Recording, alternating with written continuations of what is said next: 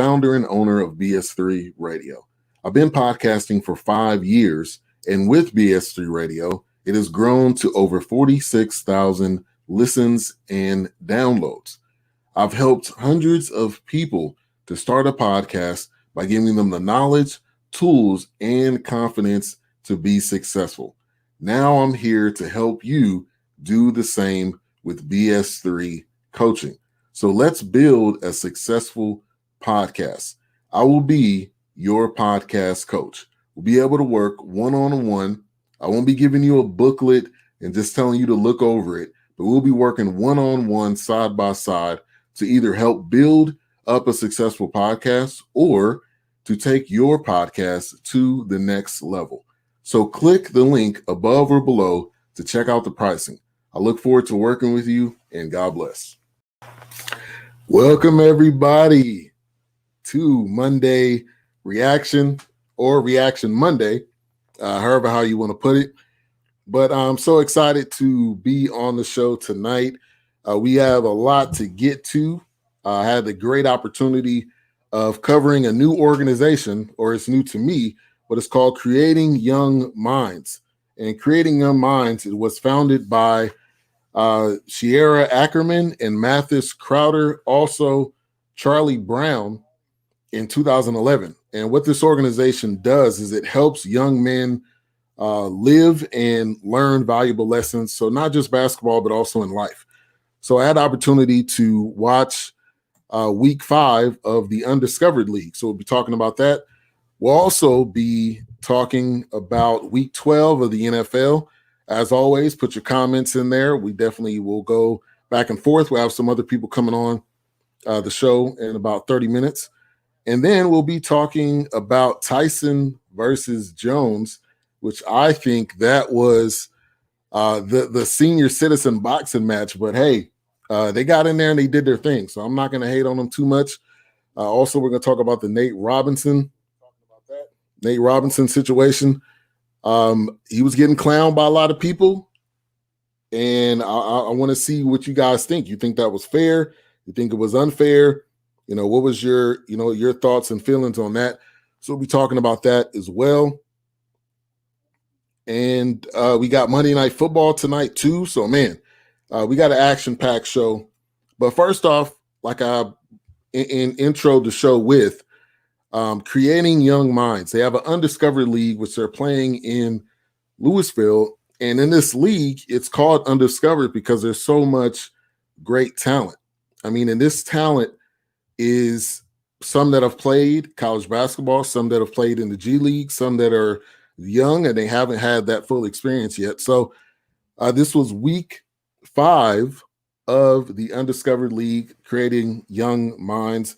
And also the mission of Creating Young Minds is to focus on teaching young men about the importance of education, hard work, being humble in all aspects of life. And it really doesn't get any better than that, especially when you're looking to build up young men. You're looking to not only take them to another level in their basketball game, but also take them to another level in life. Give them life skills.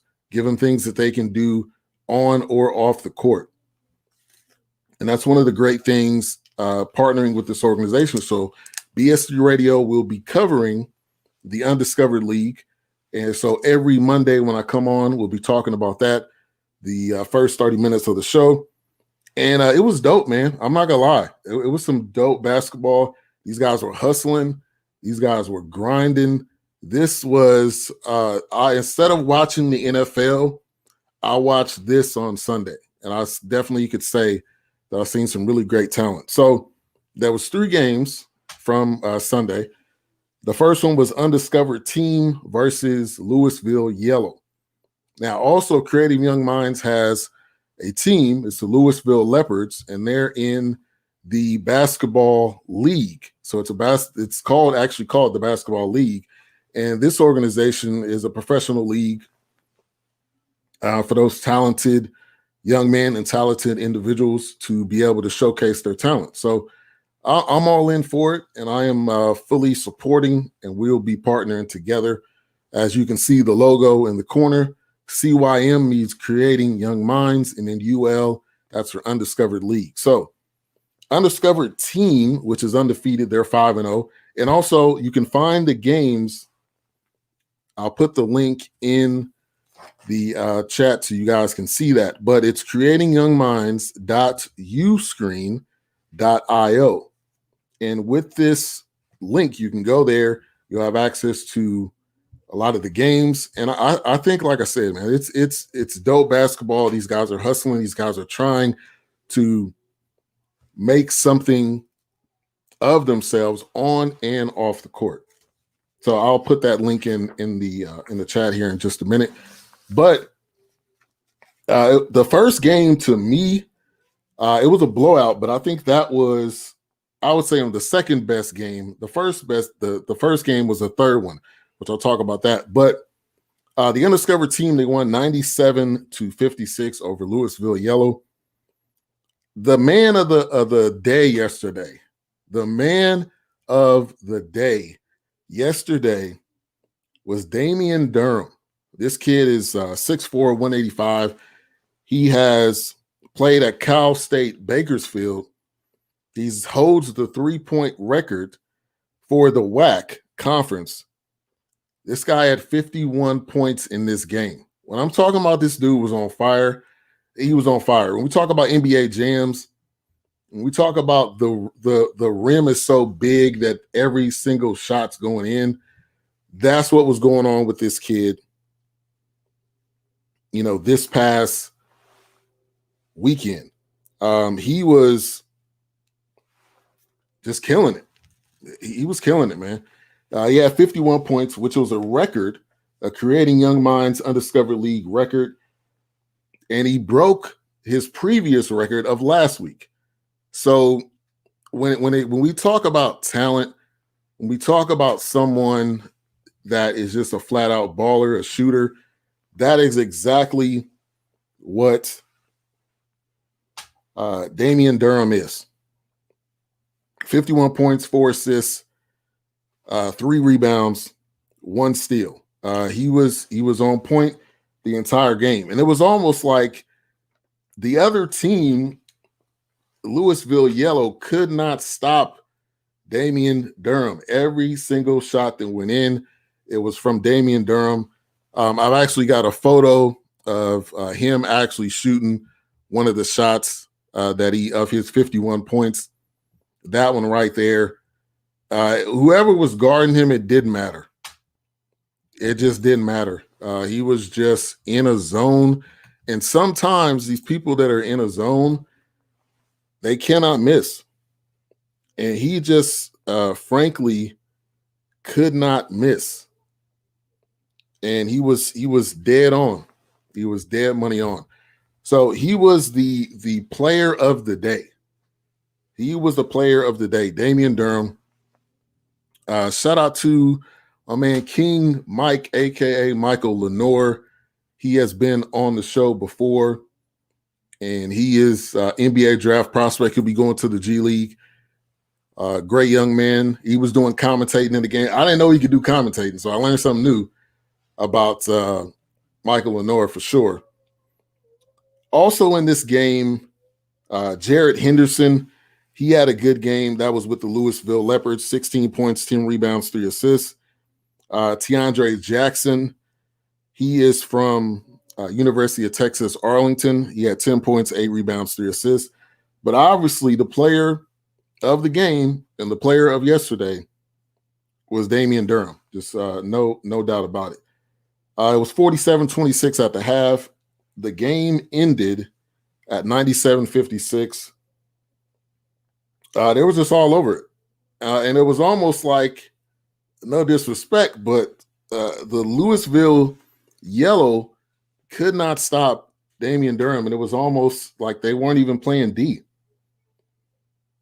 And I made a note as I was watching the game that trying to stop Damien Durham was like trying to stop Russell Wilson. It was just one of those where you try, you try to do your best, but it's just one of those guys that was hard to stop. So that was a really, I think, a really good game.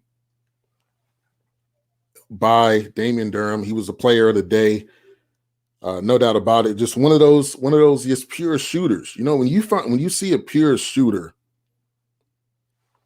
you know a pure shooter, and he was that guy. So Louisville Yellow. I want to give a couple of shout outs here. Gabe Hobbs. Gabe Hobbs was playing well. He was able to get to the hole. He was physical. You know, he was one of the guys, to me, that was trying to be physical and going to the hole. Also, I'm going to give a shout out to Brandon McLeavy, another guy that was getting to the hole in the first half. I think doing a good job. I mean, they did their best, Louisville Yellow, but at the end of the day, I've said it too many times. I'm going to try not to say it too many more times, but Damien Durham, just that guy in that first game. When we go to the second game, and also let me say this, there was a point in the game where it was 49 points for Damien Durham and it was 42 points for Louisville Yellow. That just tells you how dominant he was. And so when I say dominant, I do truly mean dominant. And I'm going to put a link so you guys can make sure to check out the games for next Sunday. So you can tune in next Sunday. So create youngminds.uscreen.io. We'll be able to have access to that. Thank you all those for tuning in. Wherever you're tuning in, we're live on Facebook, we're live on YouTube, and we're live on Periscope, aka Twitter Live. So share the show, comment. We'll also be talking week 12 of the NFL and Tyson Jones. So stay tuned. The second game, which wasn't a close one, and shout out to the vets. So it was the veterans versus EA Hoops. The veterans, by the name, shout out to my man Courtney Harden. He's tuning in on YouTube. His Eagles play tonight, so I know he won't be on, but no worries. I know for a fact that you guys are about to lose. So, hey, you can tune in if you want. That's cool. You can tune into your team. Also, shout out to my man Patrick, Big Pat, aka DJ P Funk. Thank you for coming through, my man. But that second game, the Veterans 70, EA Hoops 49. So when I seen the team named the Veterans, I was thinking this team may have some struggles with these young cats. But they didn't. The veterans were playing some great basketball. And shout out to Moses Sundufu. I heard that name so many times, I had to look him up. I had to look him up to see what his background was. He played in the G League.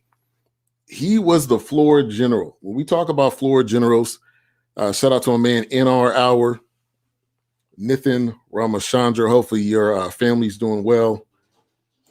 Thank you for tuning in over on the YouTube side. Comment, let me know where you're watching. Where you from? Where are you watching from? The first Giants in the house. Shout out to Chief Rock of Jersey Vern. Yeah, shout out to you. And your Giants got to win this week. So I'm not going to rag on you. My Cowboys lost Thanksgiving Day, obviously. You know. You're a Cowboys fan. You know what it is. All right, so second game, Moses Sundufu, floor general. Once again, we're talking about Creating Young Minds, Undiscovered League. I'll put the link so that you can watch the games. This is a league of, obviously, like the name of it says, undiscovered players that are not playing in the NBA currently, but are working to get there. And it's a great opportunity. And they have an Undiscovered League, which plays on Sundays. P Funk says, go Browns. The Browns did get a win this week. Shout out to those, to the Brownies. But Moses Sundufu, 10 points, 11 assists, 3 steals. Floor general. I'm talking about diming people up. when I'm talking about he is not focused on scoring. To me, he was like a Rondo yesterday. He was like a Rondo. He was getting to the guy that was open. He wasn't concerned with necessarily shooting the ball, but if he had to, he was doing it. So he was one of those guys from yesterday. Also, Matthew Smith from Germany. He's played in Germany, 23.7 rebounds. And then Austin Riddick from the Manchester Giants in the BBL. He had 16 points and 7 rebounds. And the veterans just pulled away. When I'm saying they pulled away, they just pulled away. And they were just better. They were just flat out better when it came down to it. And when I seen the name the veterans, I'm thinking, oh, these guys are older guys. They may not be able to run with the young cats. Nah, not at all. They played great basketball, sound basketball. When you talk about pushing the ball around, when you talk about finding the player that's open, when you talk about getting the ball to the open guy, which that's what they were doing, passing the ball around, getting the ball to the person that's open, getting the best shot. That is basketball right there, and that's what they were playing. That's just flat out what they were playing is good, sound basketball. Excuse me for looking down, sharing out the show for more people to watch and view and share.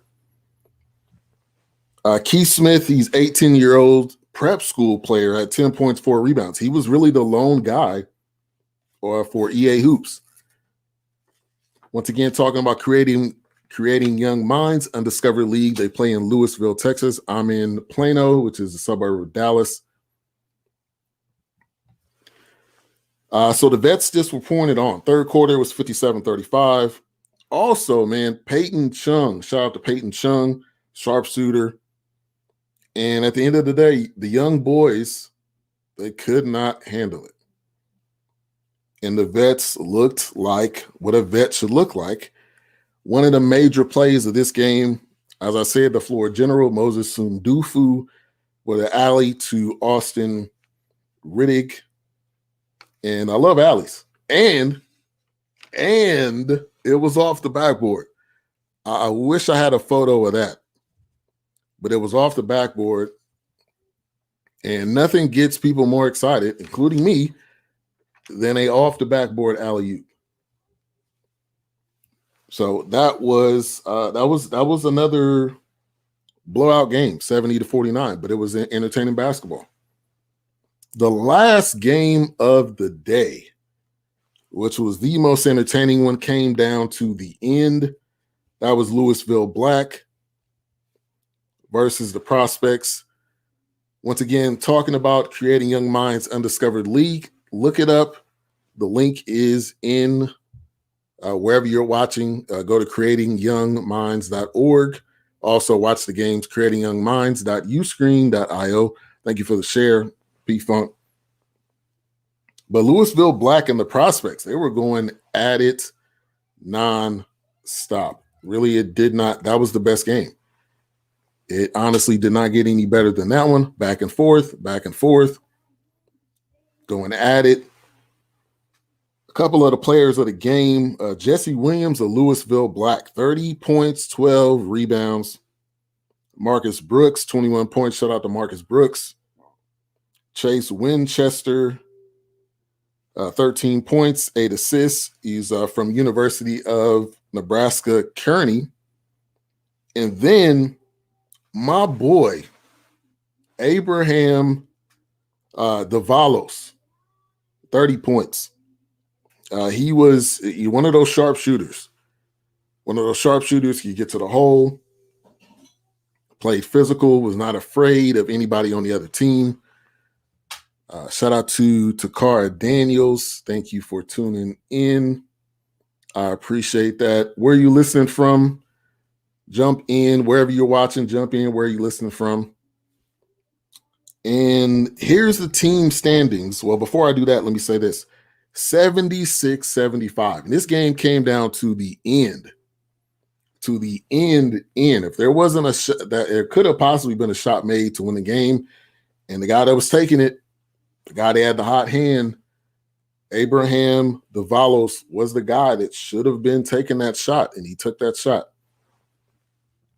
At the end of the day, though, it didn't go in, and that ended up turning into a loss. A loss by by the prospect, 75-76. So here's your standings for the league. Undiscovered team is 5-0. Definitely understand. Damien Durham, who's the MVP, I believe, of the league. I haven't even seen the other games, and I'm just going to go right on ahead and say that he's MVP of the league. He had a record last week. He broke the record this week of most points. Dropped a 50 spot on them. Undiscovered team is 5-0. The veterans are 5-1. The veterans are like, I would compare them to a Spurs team. Passing the ball around, not trying to take, unadvised shots. And that's one of those key things. Louisville Yellow is 2-4. The Prospects 1-4. Louisville Black 1-2. The Phenoms 0-2. EA Hoops 0-1. And in the last game of the day, big shout out to Jesse Williams. He made 2 key free throws in the game. I think that he played a great game. He played a great game. He had 30 points. So, Creating Young Minds Undiscovered League out of Louisville, Texas. You can find the games, creatingyoungminds.com. The direct link to the games, creatingyoungminds.uscreen.io. Doing a great job, man. If you want to watch some quality basketball, there is no NBA right now. College basketball is playing.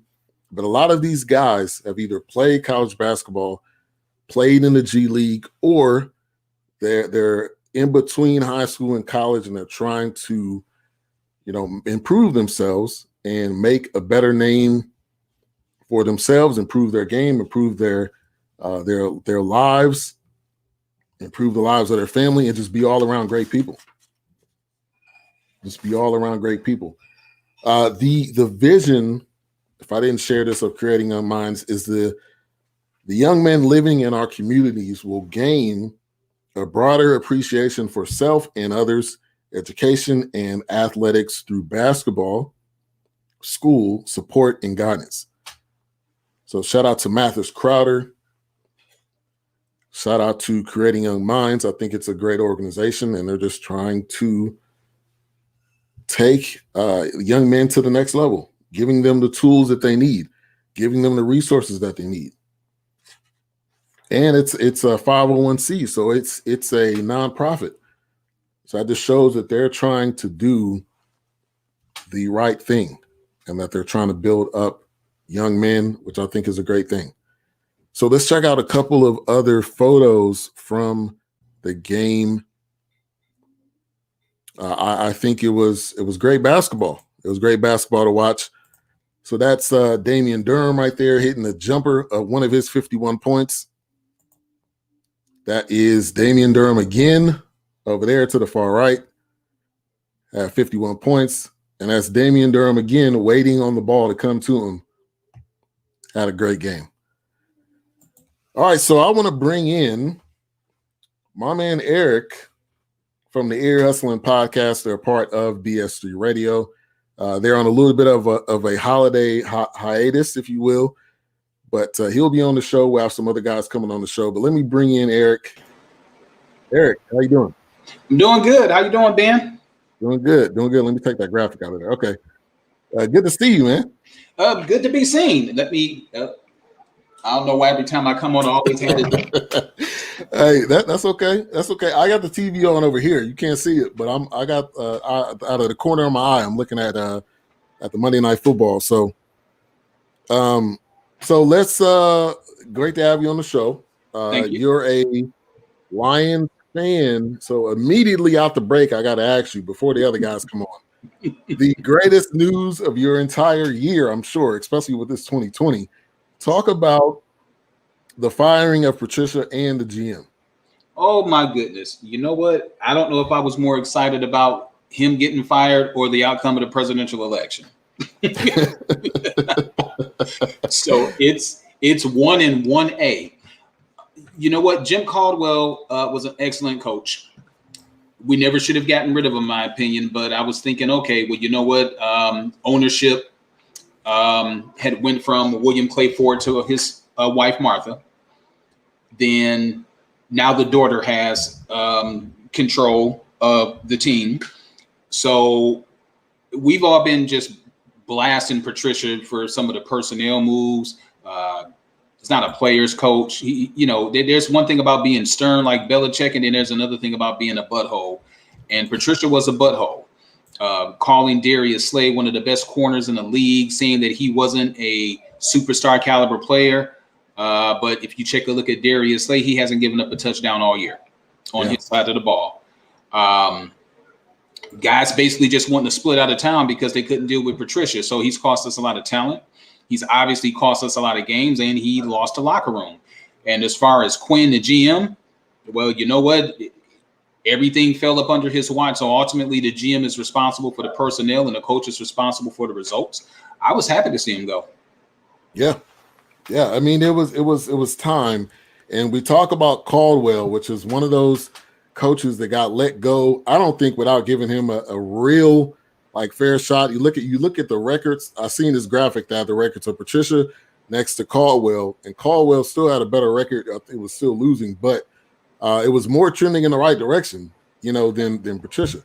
And this is one of those things of the New England Patriots disciples. People just think just because you coach with Belichick, you're supposed to be equal to him. No, it doesn't equal that way.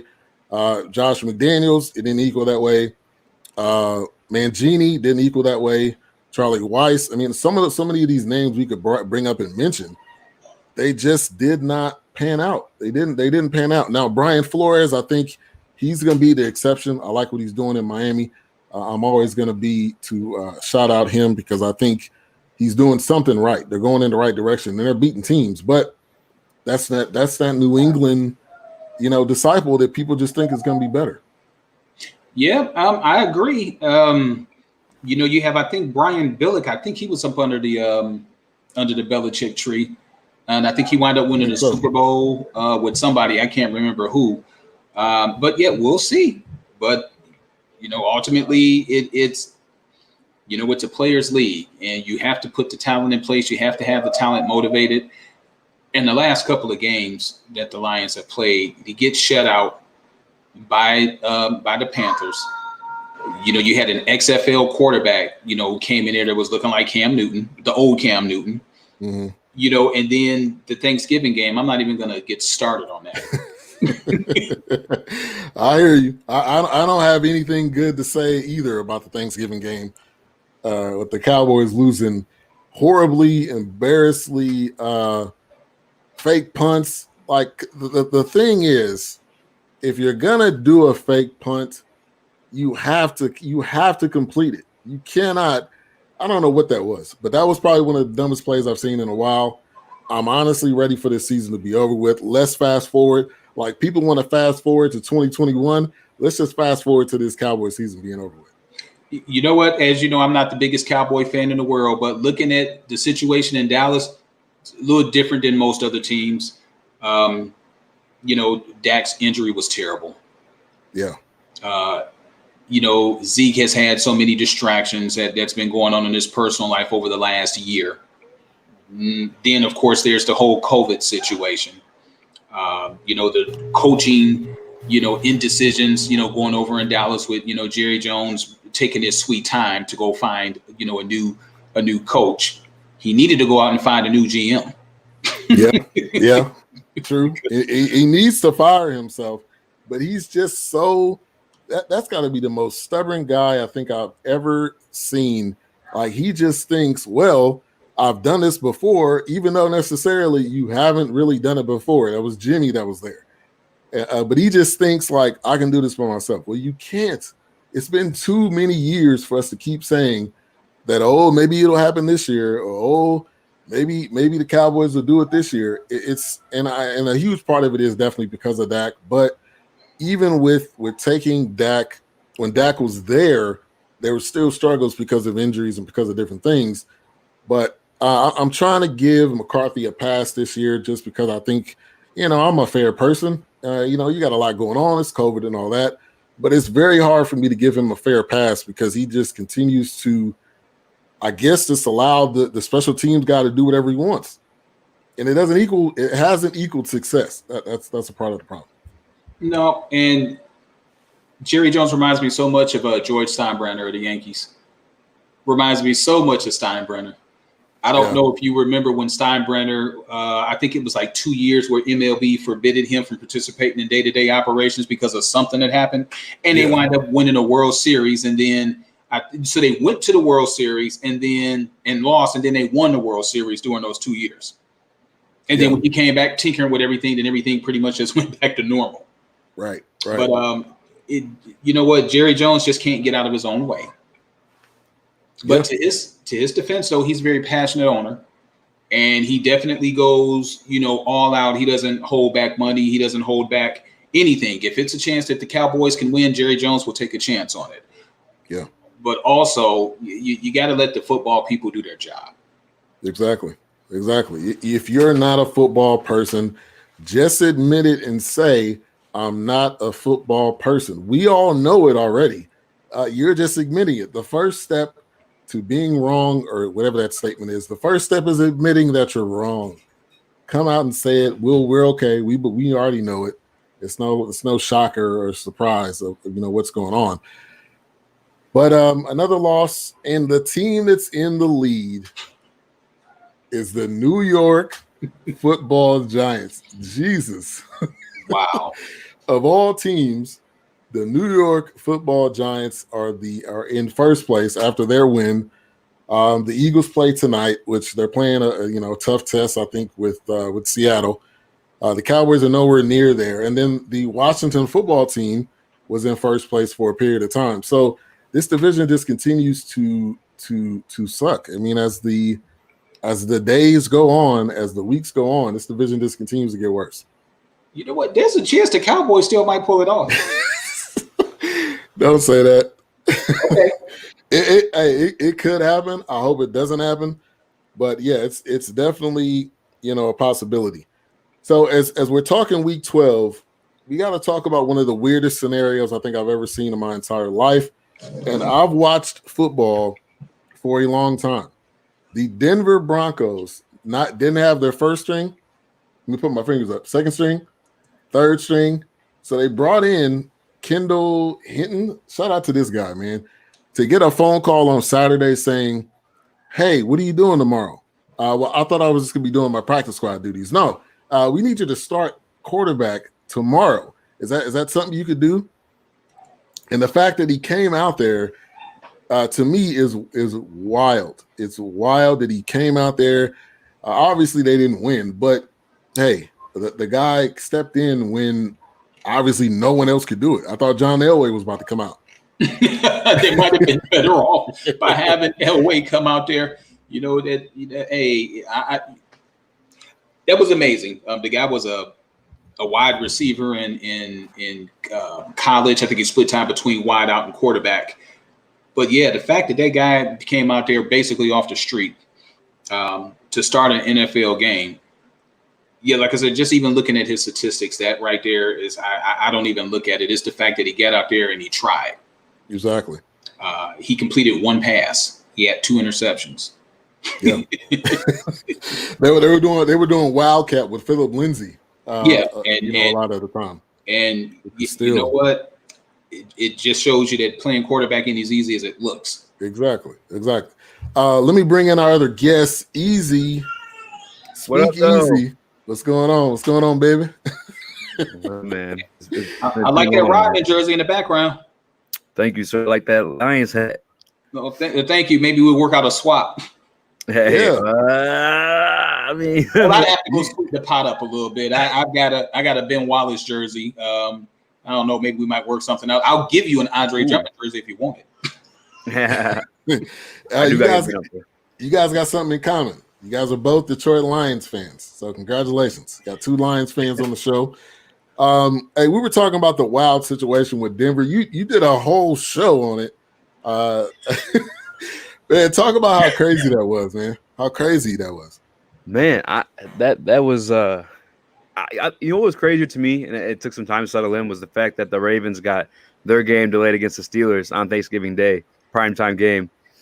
That one gets delayed, but then they have a COVID situation, the Broncos, and the NFL is like, nah, let them suffer. Like, we'll let them fry out there. Yeah.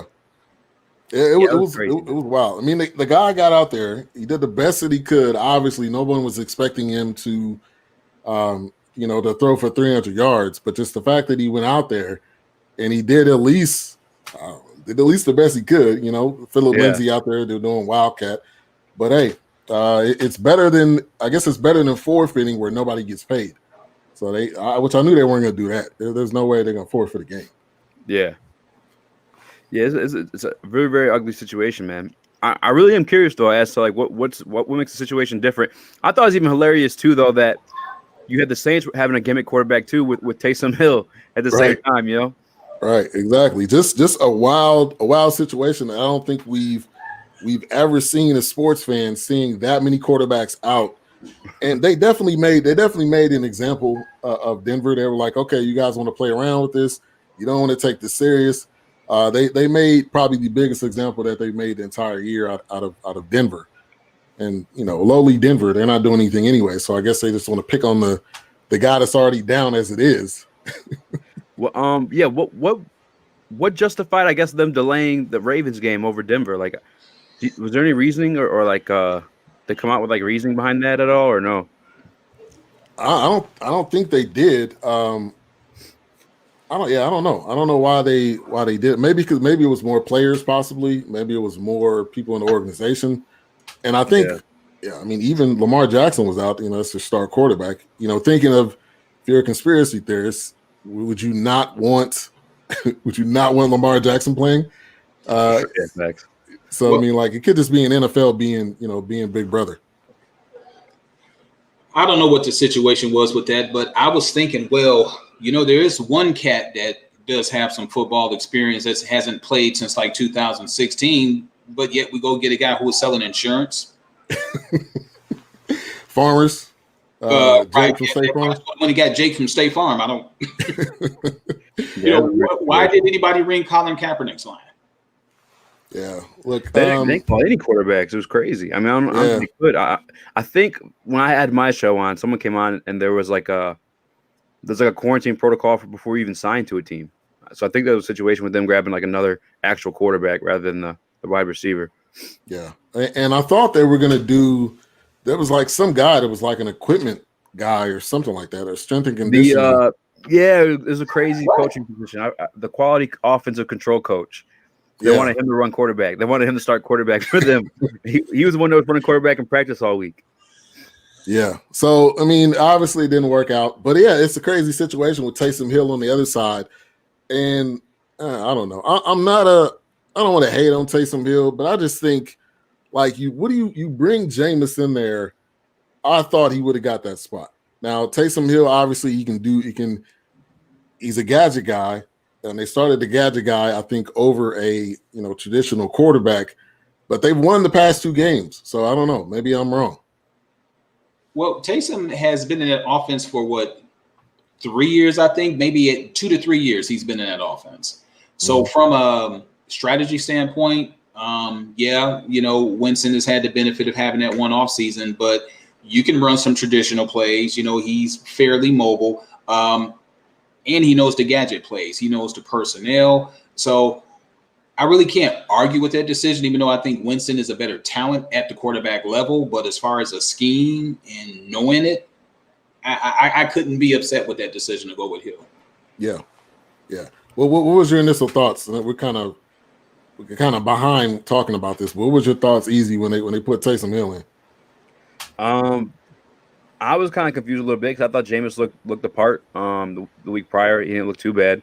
And then, I mean, I got it at first because Taysom Hill got the $12 million contract, and he used the Swiss Army knife, and he's supposed to be this, supposed to be that. But once I saw the field of play, like him playing the quarterback position, he's not it, bro. I thought we were going to see Jameis this week, but I mean, he didn't have to against that Broncos team, unfortunately for them. It didn't matter. It didn't matter, honestly, who you put back there with the Broncos. That was one of those like guaranteed wins. I think you got to pencil in. One of the that bet. I'm sorry. Oh, Jordan. Yeah, we did the little bet. Yeah, told me I'd do how many push-ups the Saints win by or whatever. He said, "Yeah, I can't believe he thought they're gonna win." He is. He's just one of those guys that are like loyal, so like blindly loyal, like it does not matter. Like he would go for the Broncos against the Chiefs. If the Chiefs and the Eagles, I mean the Chiefs and the Seahawks had a super team, he would still pick Denver just for that reason. He's just one of those guys. I believe it. We got some of those here in Detroit. That's why it takes so long to get coaches removed. Yeah, tell me about it. All right, let's talk about a couple of games from this week. The big monster King Henry again, 3 touchdowns, just tearing the Colts a whole new one. And I had the Colts defense, which that was dumb. I think they had like negative 20 points. That didn't work out well. But Derrick Henry again just continues to show he's a top guy. He's I think the best running back in the league. I think we kind of had that conversation a couple of episodes back. But Derrick Henry just again tearing up a team. Like they don't need my guy Tannehill to do anything. All they need him to do is hand the ball off. Try not to fumble the ball when you hand the ball off. That's all we need you to do. And he's obviously been doing a good job of doing that. But 178 yards, Derrick Henry. Talk about this game, Titans and Colts, which this was a good matchup. And Titans are now 8-3. I'll go to you first, Easy. Derrick Henry, man, is the beast. And it's so crazy. I think one thing we have to take a step back and appreciate is like him even just staying healthy.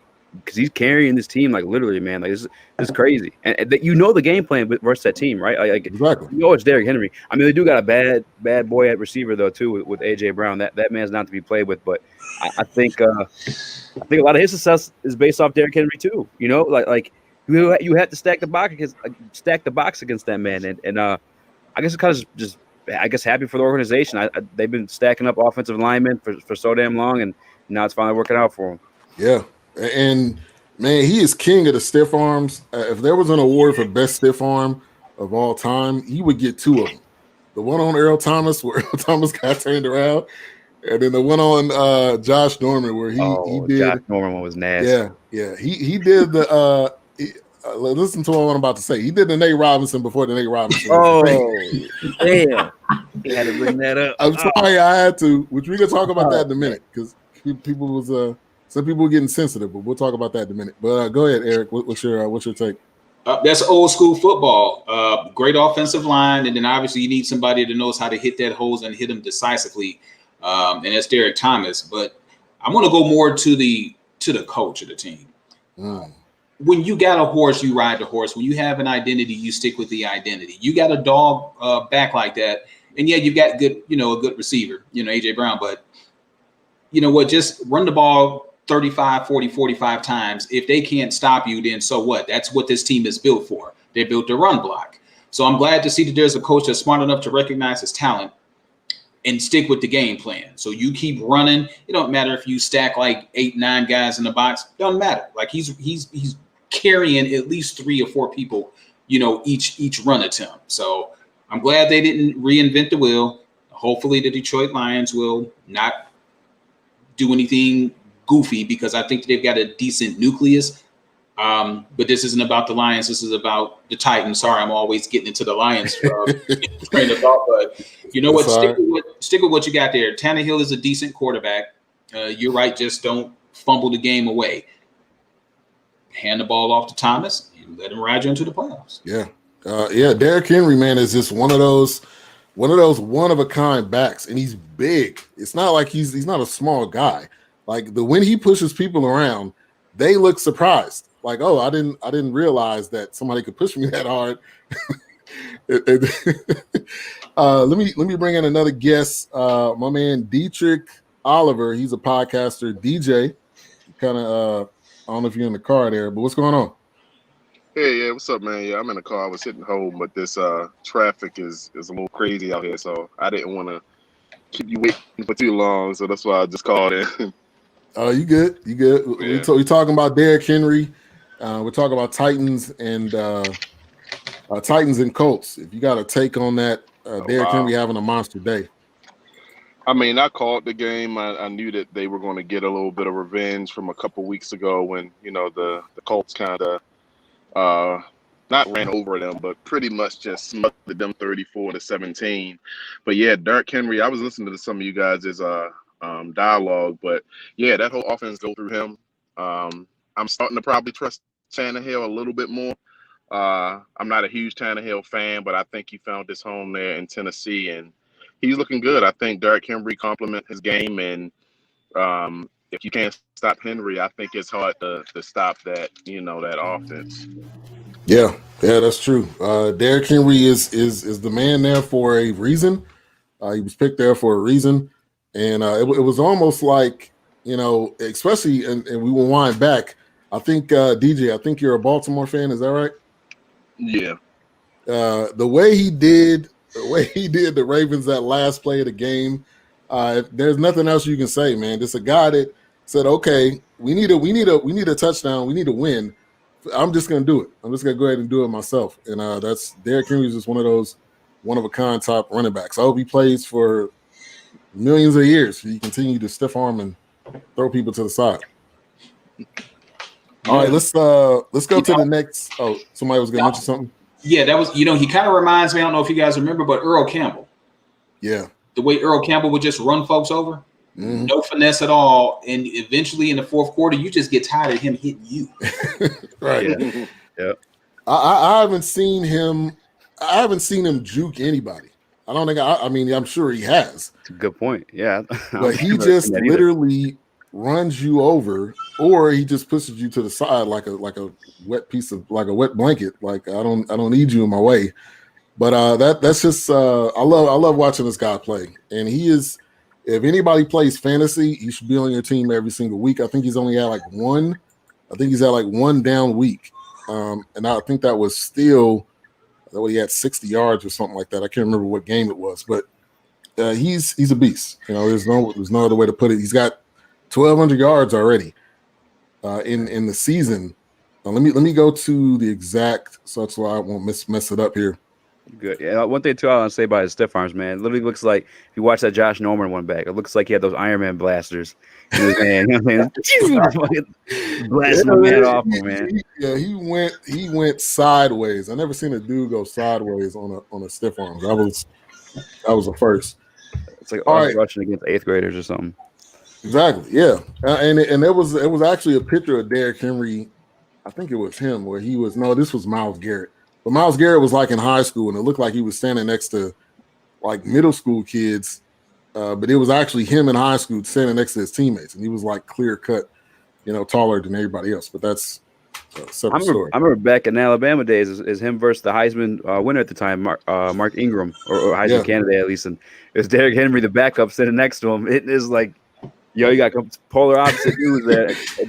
Don't discount Ingram either, because he was a man back then. Right. All right, he was just basically just tapping him on the head, like, "Hey, little guy, I'm taking your spot whenever you done." somebody had a graphic that was I think they said Mark Ingram. It was Mark Ingram standing next to RG3, and then on the other side was Derrick Henry, and it was basically saying this is a single mom taking their son to meet Derrick Henry. That was one of the funniest memes I think I ever seen there. All right, let's go to the next game here. Giants got a win. I'm not gonna talk about that one. I'm just gonna bring it up so Giants fans can feel happy. Patriots, Cardinals. This I think was a marquee matchup. I was expecting more from Kyler Murray. He had 170 and an interception. Now we've been seeing Kyler Murray ball out. We've been seeing him. It seems like game in and game out, he's having a monster game. This game, he did not have a monster game, and I think I'm not gonna say he's hitting the wall, but I am gonna say they're 6-5 now. I think either people are starting to figure him out, or it's just that the Patriots played a better game. Kenyon Drake had 78 yards, 2 touchdowns, and Hopkins had 5 receptions, 55 yards, which is traditionally not a game like what they've had. But Patriots get a big win, 5-6. I love seeing Cam Newton when they win, especially in the post-game show. He's gonna have something on, but he's always gonna try to say something funny when they win. When they lose, he's not as happy. But I'll go to you, DJ. I'll go to you first. What's your take on this game here, Cardinals Patriots? I was a little shocked, like you said. I thought that Kyler would have performed better, but I do know that he was dealing with a shoulder injury. I think that was aggravated the week before. But there's nothing really special to me about their defense like that. I mean, I know they got Buda Baker that can make plays, and Patrick Peterson, and that Russia is their lineman. That anyway, yeah, I was expecting a lot more out of him. I chose them to win. But it's hard playing against Bill Belichick over there in New England, even though New England is not nowhere near as great as they were, the year before or years before that. You still got Belichick over there calling, those shots. So I think it's pretty, difficult to take them down. And maybe, like you said, maybe he's hitting the wall, or maybe he's just, have some aggravation with that shoulder and where he can't, get as much going as he wants to.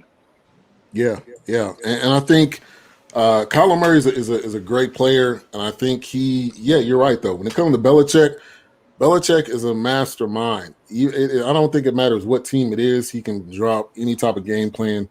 But I think that too that shows the Patriots are not out of it, because early in this season, if we go back like 3 weeks ago, the Patriots didn't look like they were going to the playoffs. It didn't even look like they were going to win the next game, whatever game that was going to be. But they got a big win.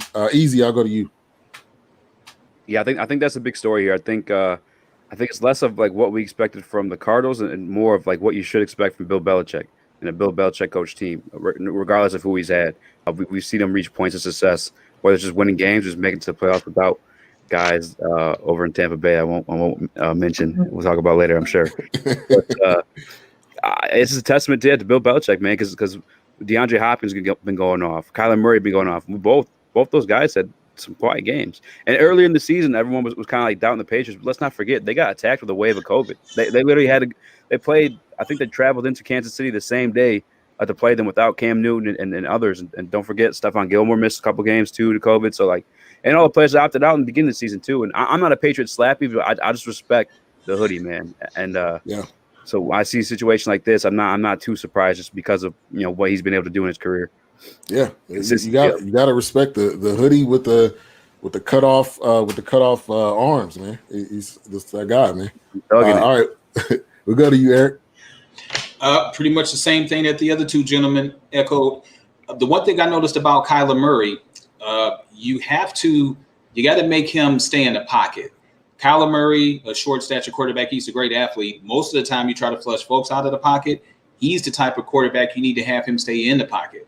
If you notice on some of those passes that were deflected, that's when he was staying in the pocket trying to throw passes over 6'5", 6'6", 6'7" linemen. And I think, what is Kyler Murray, like 5'9", 5'10"? So probably. I think Belichick schemed him into throwing in the pocket. Because when the pressure was coming, it was coming from the outside in, so he couldn't scramble. Most effective pass rushers, they come from the inside out. So I think that he game planned him to stay in the pocket, and that's why he had such a subpar game. And then Cam Newton had the best line of his press conference. He says, "I want to apologize for winning." I told you, man, when Cam wins, he is great. When he loses, he is like, "Don't look at me. I'm ugly. I lost. Don't look at me." But when he wins, that dude is the biggest comedian of all time. But I love him. I love Cam. All right, so that was one of the games. I think one of the good games from this week. And so, to be honest, a lot of these games was shouldn't even been close. A lot of them was blowouts. But let's go to 49ers Rams. This was a little bit of an ugly game. And then this is another game again. Jimmy G's not playing, but Deebo Samuel went off 11 to 133. Rams lose. Before we talk about going to the game, I know the Rams are 7-4, but I cannot trust them. I just don't think they're a real legit team to make noise about or even to talk about.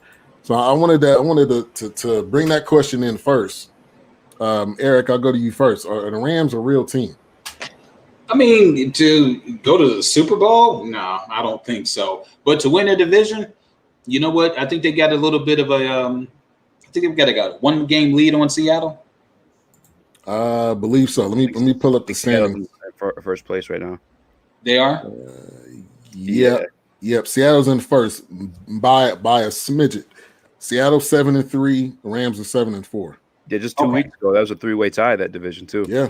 It could still be. It could be a 4-way tie, actually, depending on how I think the whole thing goes. No, I think that they're going to make the playoffs just because of the fact there's an extra playoff spot that's up this season. I trust their defense a whole lot more than I trust their offense. True. So I think if they do wind up, their defense winds up catching fire, I think they legit, could make a deep run into the playoffs. But Seattle, in my opinion, it's between those two. I'm not San Francisco. It really depends on the Garoppolo, but I think it's a two-team race. And to be honest with you, neither one of those teams are a complete team. So no, I don't think they're for real. Yeah, I agree. I don't think they're for real either.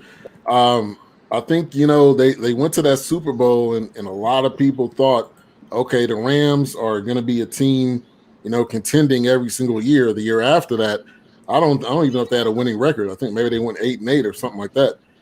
But to play against the 49ers team with the backup QB, to me, if you're a real team, this is a game you got to win. You can't go in here and lose this type of game. Easy, I'll go to you. Yeah, I think what it comes down to with the Rams and where the struggles are, at least I personally have always kind of been down on Jared Goff. I never bought into the hype, but I was more into like the coaching with Sean McVay, and that's why I think too, like just the fact that what he's been able to carry this team too, with losing talents like Todd Gurley and they had Brandon Cooks, and they were stacked a couple of years ago when they did go to that Super Bowl, even on the defensive side of the ball. They were there, but I mean the fact that they're in here though, with what they have, it's. Their defense can carry them. That if they do anything special in the playoffs, and I'm sure we see them in there. There's talk there might be even 8 teams in the playoffs this year. It'll be the defense that does it for them. I think they're going to continue to kind of like struggle back and forth between good and okay, and until they get, I guess, a better quarterback under the helm, or at least a stud running back to put some pressure on these DBs against these receivers. Yeah. And Aaron Donald is that guy. So defensively, I think they're going to still be great. It depends on how far the offense can take them. So I agree with what you said, Eric. And then having Jalen Ramsey too, just having a top guy, a top corner in the league, and then having Aaron Donald, like your defense is going to be pretty much set. DJ, if you can comment in, do you think the Rams are a real team?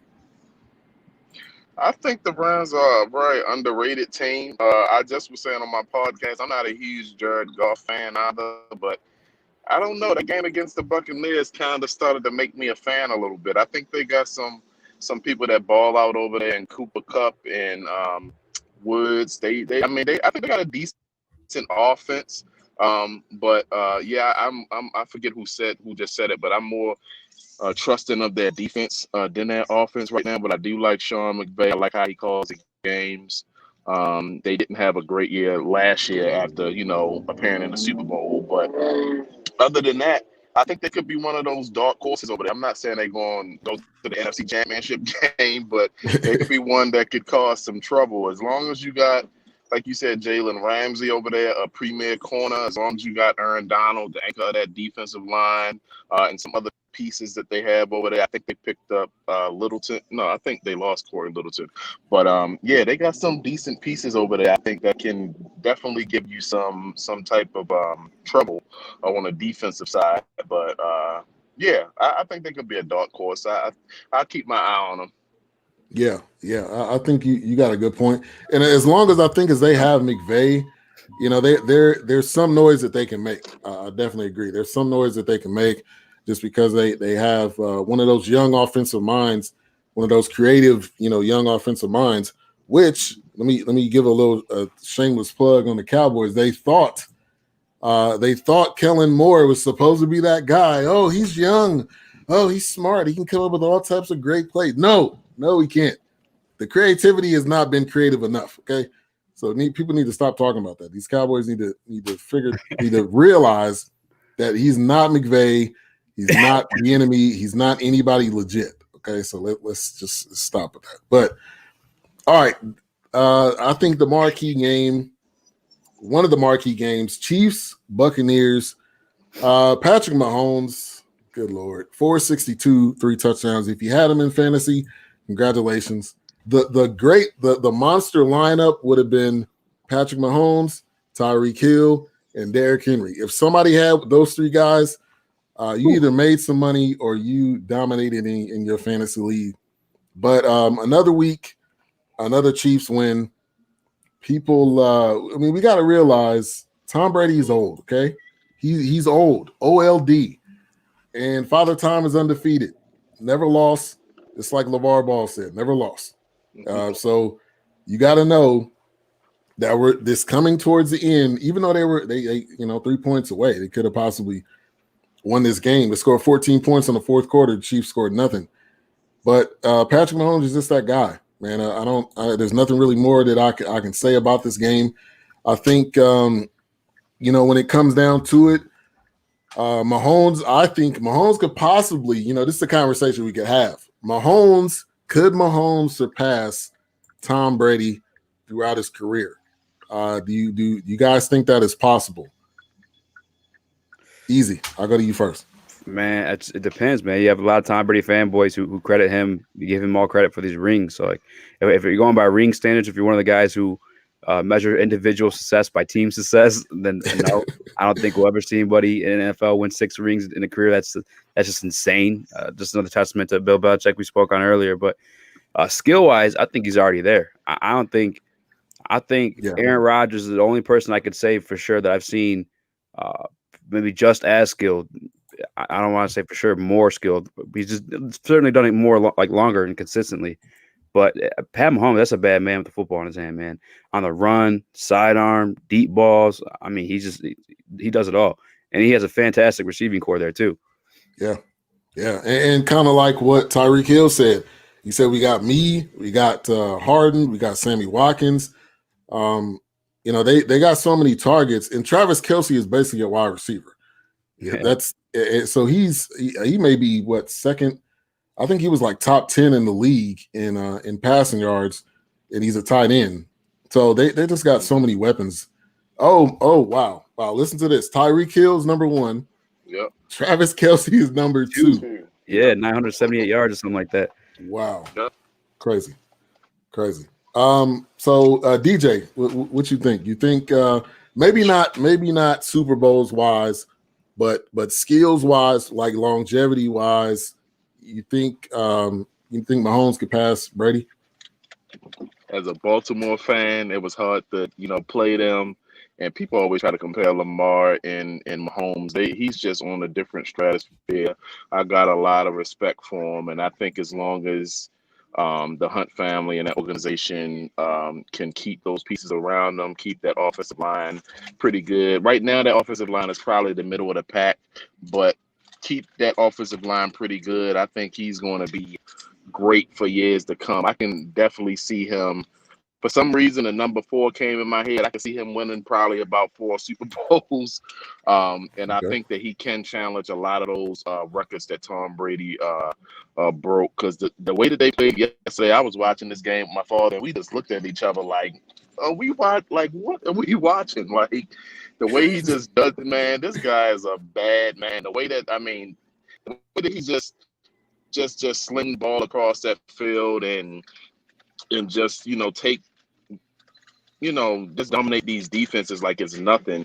It's crazy, and I can literally see people scared to play him, because he already got it down packed mentally wise, But like you said, if you stop Tyreek Hill, you got Hartman to deal with. My only thing with Sammy Watkins is him staying healthy, staying on the field, but.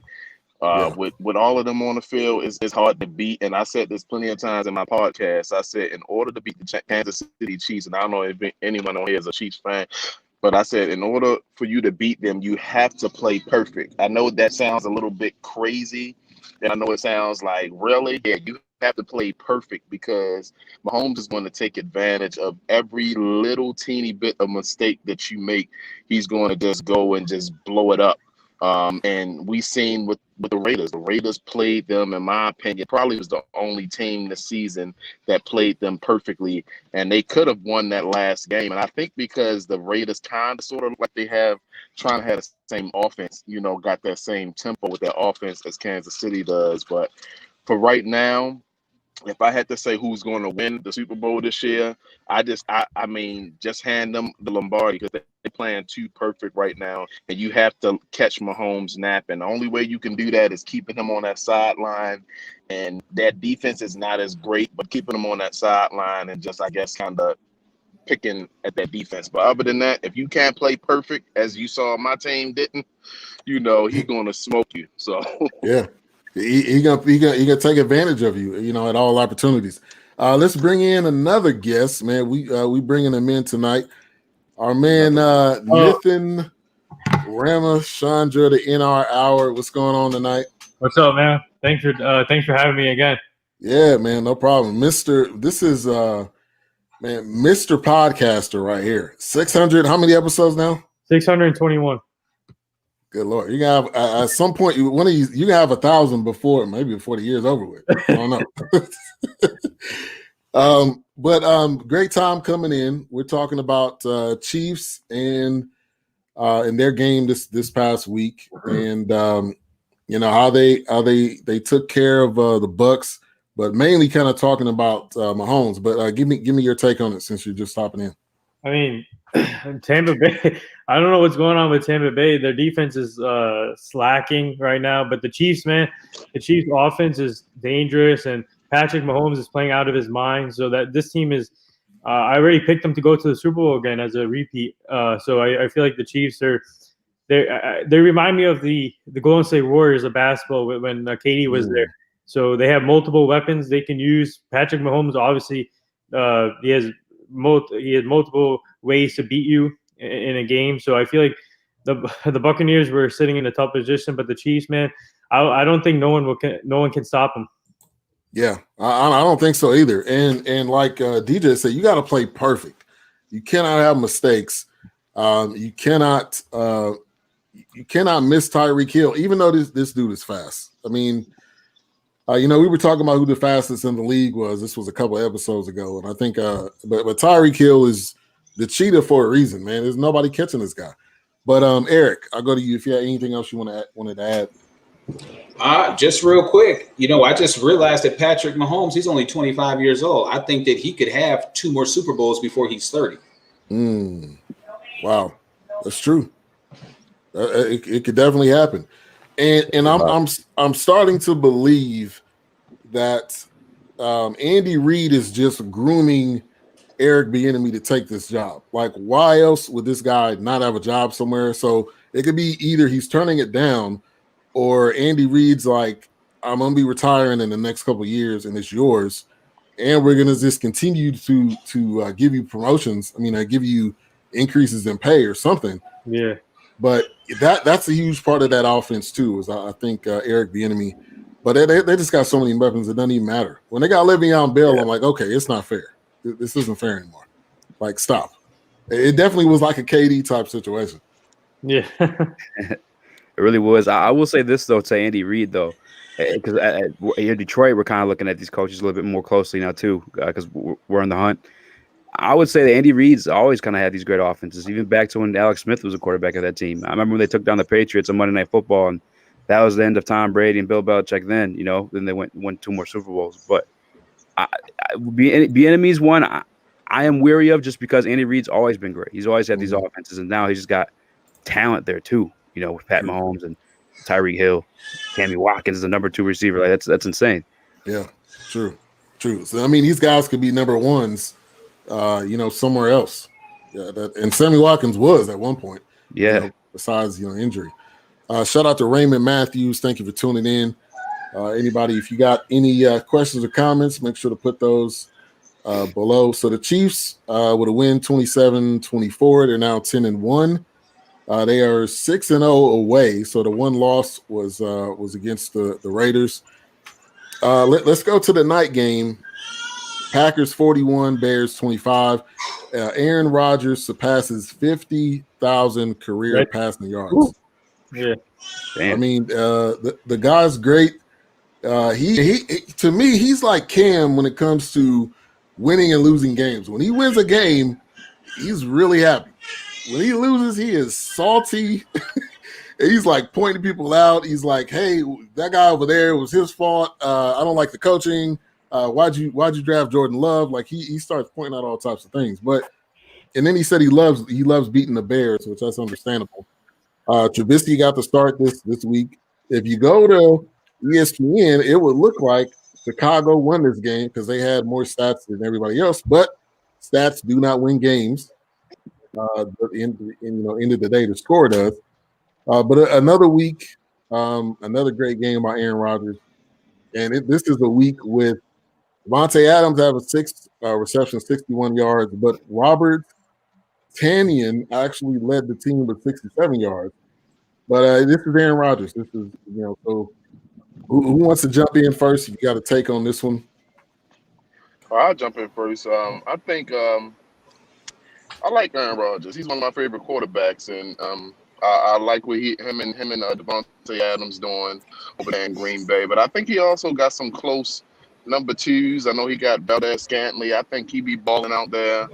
And I forget the other receiver's name that's there as well. I think he's a rookie as well. So both of them ball out pretty good. I just don't know with their defense. Sometimes Zadarius Smith, the former Raven, I'm still a little hurt about letting him go.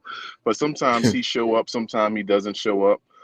Preston Smith had a huge touchdown yesterday off of that fumble by Zadarius Smith. But another game I was watching with my dad, and I mean, after it was 23 or whatever it was, 26-3, I'm like, all right, there's no point in watching this game anymore. I mean, Trubisky, what more can I say about him? But yeah, Bears have a lot of, I think, quarterback issues there. I think they were looking for Foles to come in and to really do what he did, especially when he was in that Eagles system, but hasn't really fared too well. I know he was dealing with a hip injury. I think I read Trubisky was dealing with a shoulder injury. So he made some good throws in the game, but that's what's going to hold the Bears back. I know they always had a decent defense. But yeah, right now, Aaron Rodgers and company, they looking really good. Don't know how they're going to fare in the playoffs. I know last year they got ran all over by the 49ers. But other than that, I like what I'm seeing with Aaron Rodgers and them. Besides that game against Tampa Bay, that was pretty much their only little hiccup, and they almost lost to the Jaguars. That's a concern too. So other than that, I think we're saying that, it's especially on the NFC side, it's a lot of, teams that, in my opinion, that can win the championship. I don't see anybody more dominant, as we just said, than Patrick Mahomes and the Chiefs. I mean, they just playing perfect football. It's going to take a miracle, even if you make it to the Super Bowl, for whoever make it on the NFC side, for them to beat them, because right now they're just playing really, really good. Yeah. And to kind of add on to what you said real quick, we talk about the Bears defense. They couldn't get not one sack on Aaron Rodgers. 0 sacks, 0 interceptions, 0 fumbles. I mean, it was almost like a perfect game when you talk about, turnovers in that situation. And I think you were probably talking about Alan Lazard. That's the rookie that they got. That he's a nice wide receiver. Yeah. And the thing with Aaron Rodgers is he's one of those quarterbacks that can make anybody look good. who knew who Robert Tanyan was last year? You know what I mean? Who knew who honestly, who knew who Devontae Adams was? I didn't know who he was until he got to the Packers. And but obviously, we know that he's a great wide receiver. Eric, I'll go to you. Watching Aaron Rodgers all these years in Detroit, I mean, what can you really say? When he went down, I think it was not last year, but the year before last, when Green Bay was on the road and all of a sudden they buckled when he was fighting through the injuries. Well, Aaron Rodgers proves that he doesn't need a lot of talent. Actually, Patrick Mahomes is Aaron Rodgers 2.0. The ability to get out of the pocket, the strong arm, the crazy throws, all of that stuff. I'm going to be interested to see during Patrick Mahomes' career if he suddenly becomes devoid of talent, whether or not he's still playing at that high caliber level. So that's really going to determine really the greatness.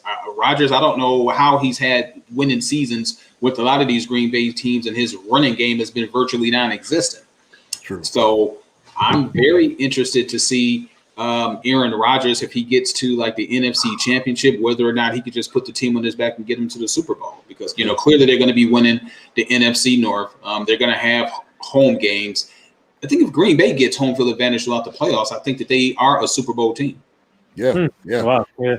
And the fact that they had Eddie Lacy. Now, look, I am going to joke. I was going to say all jokes aside, but I am about to joke right now. Me and Eddie Lacy is probably the same size. And newsflash, I'm not skinny. I'm chubby. So the fact that they had Eddie Lacy back there and thought that he was a legit running back, to me, that just said like they don't care about the running back spot. But shouts out to Aaron Jones. Aaron Jones has came in there and shown that that he's kind of killed that narrative that they don't have a running game, because Aaron Jones is definitely stepping in. But yeah, having Eddie Lacy back there to me was embarrassing. Not only Aaron Jones, they have Jamal Williams. Jamal Williams also. I have Jamal Williams on my fantasy team, and he gave me a lot of points last night. So I'm actually after tonight's game, I'm projected to win this week against my friend. So Jamal Williams is another guy to watch out for in the Packers offense, and the Packers defense is really good too. And like Eric said, they're like Super Bowl contenders, and actually I can see Chiefs Packers Super Bowl, to be honest. The way both of them are playing, and don't discount the Buccaneers, but to be honest, the Buccaneers are not there yet as a team chemistry wise. But I feel like the Packers and Chiefs are the most experienced teams right now when it comes to playoff contention. Yeah. You know what? Not to throw a wrench in any plans, but there's one team that I think that could beat Kansas City. Who was that? Titans. Oh, wow.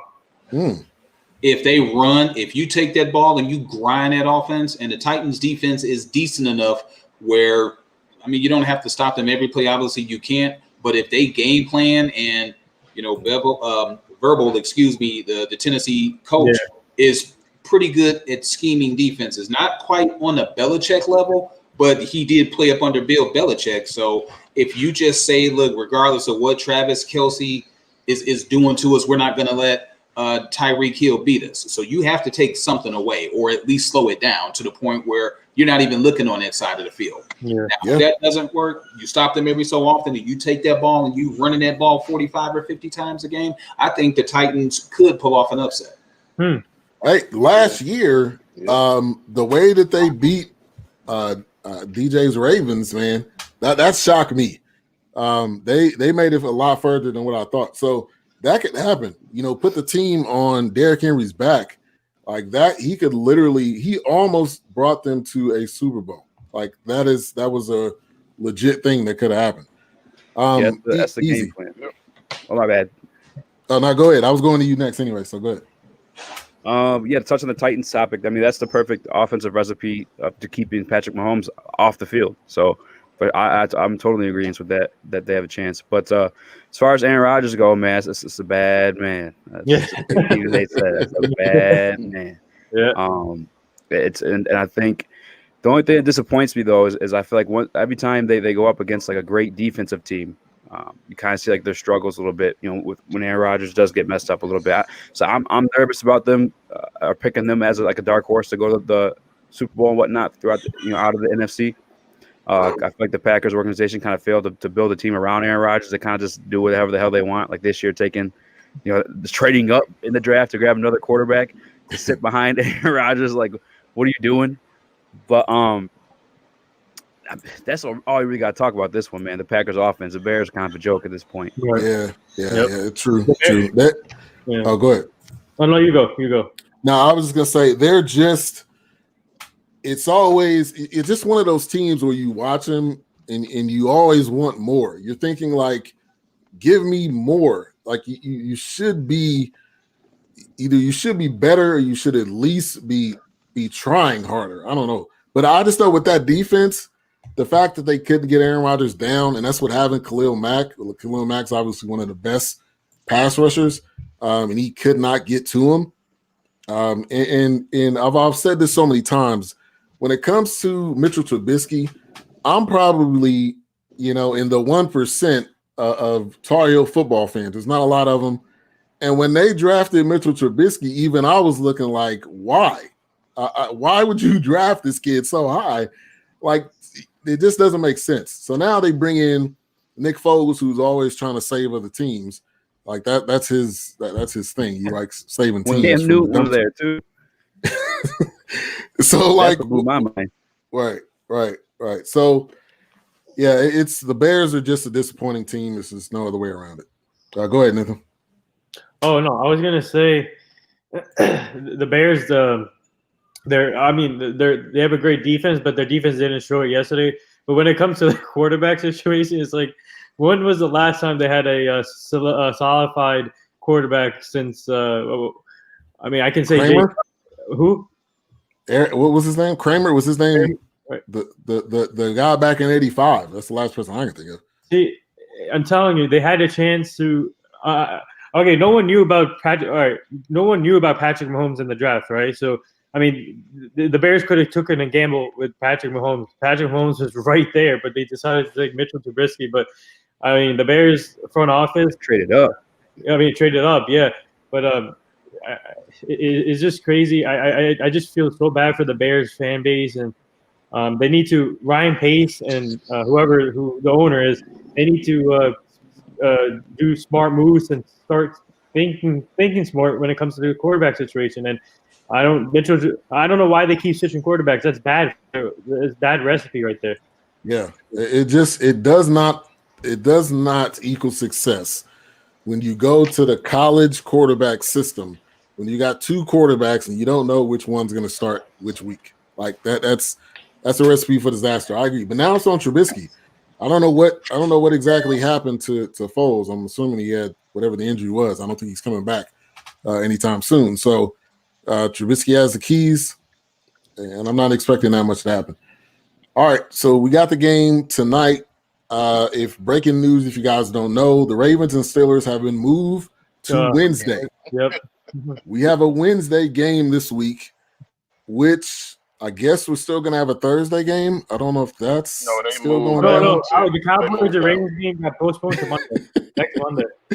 Well, Dathan wants to everybody to say, hey, Dathan is I don't even know who you are. Y'all ain't even had to say what up to the kid, but it is what it is. You feel me? What's going on? That's the Black Cowboy. Yeah. Hey, Yeah. give him the top of the morning. Right. No, but the Cowboys and Ravens game got pushed back to next Monday now. So scheduling, man. This scheduling That's what is crazy. I can't lost keep because, up. Like the Ravens had a game on Thursday. Like that's the game you push back instead of the Broncos. Like that was just some NFL favoritism for sure. That should be weird, a little bit funky. Yeah. So next week we have 2 Monday night games. Yep. And then we got a Tuesday game. And look, now on the positive side, we're getting football more extra days than what we normally wouldn't, which I expected this. But now I'm starting to think, why just maybe add another week? Like, you're the NFL. You can do whatever you want. If you want to move something back, you just move it. Obviously, you've been doing it. Right. So, like, why not just add another week and do all these games during that week? I mean, I get it. You want to try to have things, but I can see that happening, especially if we get to week 16 and there's a game that's canceled, you're gonna have to push it to next week. Yeah, I feel like I'm tripping over games, and I just forget. I'm like, oh shit, like I forgot this game is going. Like, oh, I didn't see that. True. Hey, let me bring in my man Todd Mack in the building. What's going on, man? What's up with y'all, man? Sorry for being late. You know what I'm saying, but they be working me hard out here, man. They work me hard. You good. Shout out to my man Information Man Show. He's on YouTube. He does a great job. Also, Will's Take on Sports. He says Bears fans should not let organization forget they drafted Trubisky over Watson and Mahomes. They definitely deserve to be torched for that. Yeah, and they're still doing better than my Lions. Damn it, man. All right, so we just been talking about NFL Week 12. I don't know, Ty, you got anything you want to add on? Any games or anything that kind of stood out to you? Man, I was sitting here and I was listening to your boy talk about the Broncos and making them play this week while they push back the Ravens game. Man, I just want to say it's a travesty, man. You know what I'm saying? Man, it's terrible, man. We had to go out there. I'm a Broncos fan. You know what I'm saying? We had to go out there with no quarterback, man. No quarterback. We got a dude literally at the grocery store. He came from the grocery store. No staff. Didn't know the playbook. Man, he came from the grocery store and got on the field, man. It ain't fair, man. We should have got our game rescheduled too. But it's good. You know what? We have to deal with what it is. We're not making the playoffs. It is what it is. I'm upset though at the NFL. You're showing a little favoritism to the Ravens in Pittsburgh, in my opinion. Because Pittsburgh is undefeated. And the Ravens are fighting for a playoff spot. So they're definitely showing some favoritism here. And we're gonna see what they end up doing.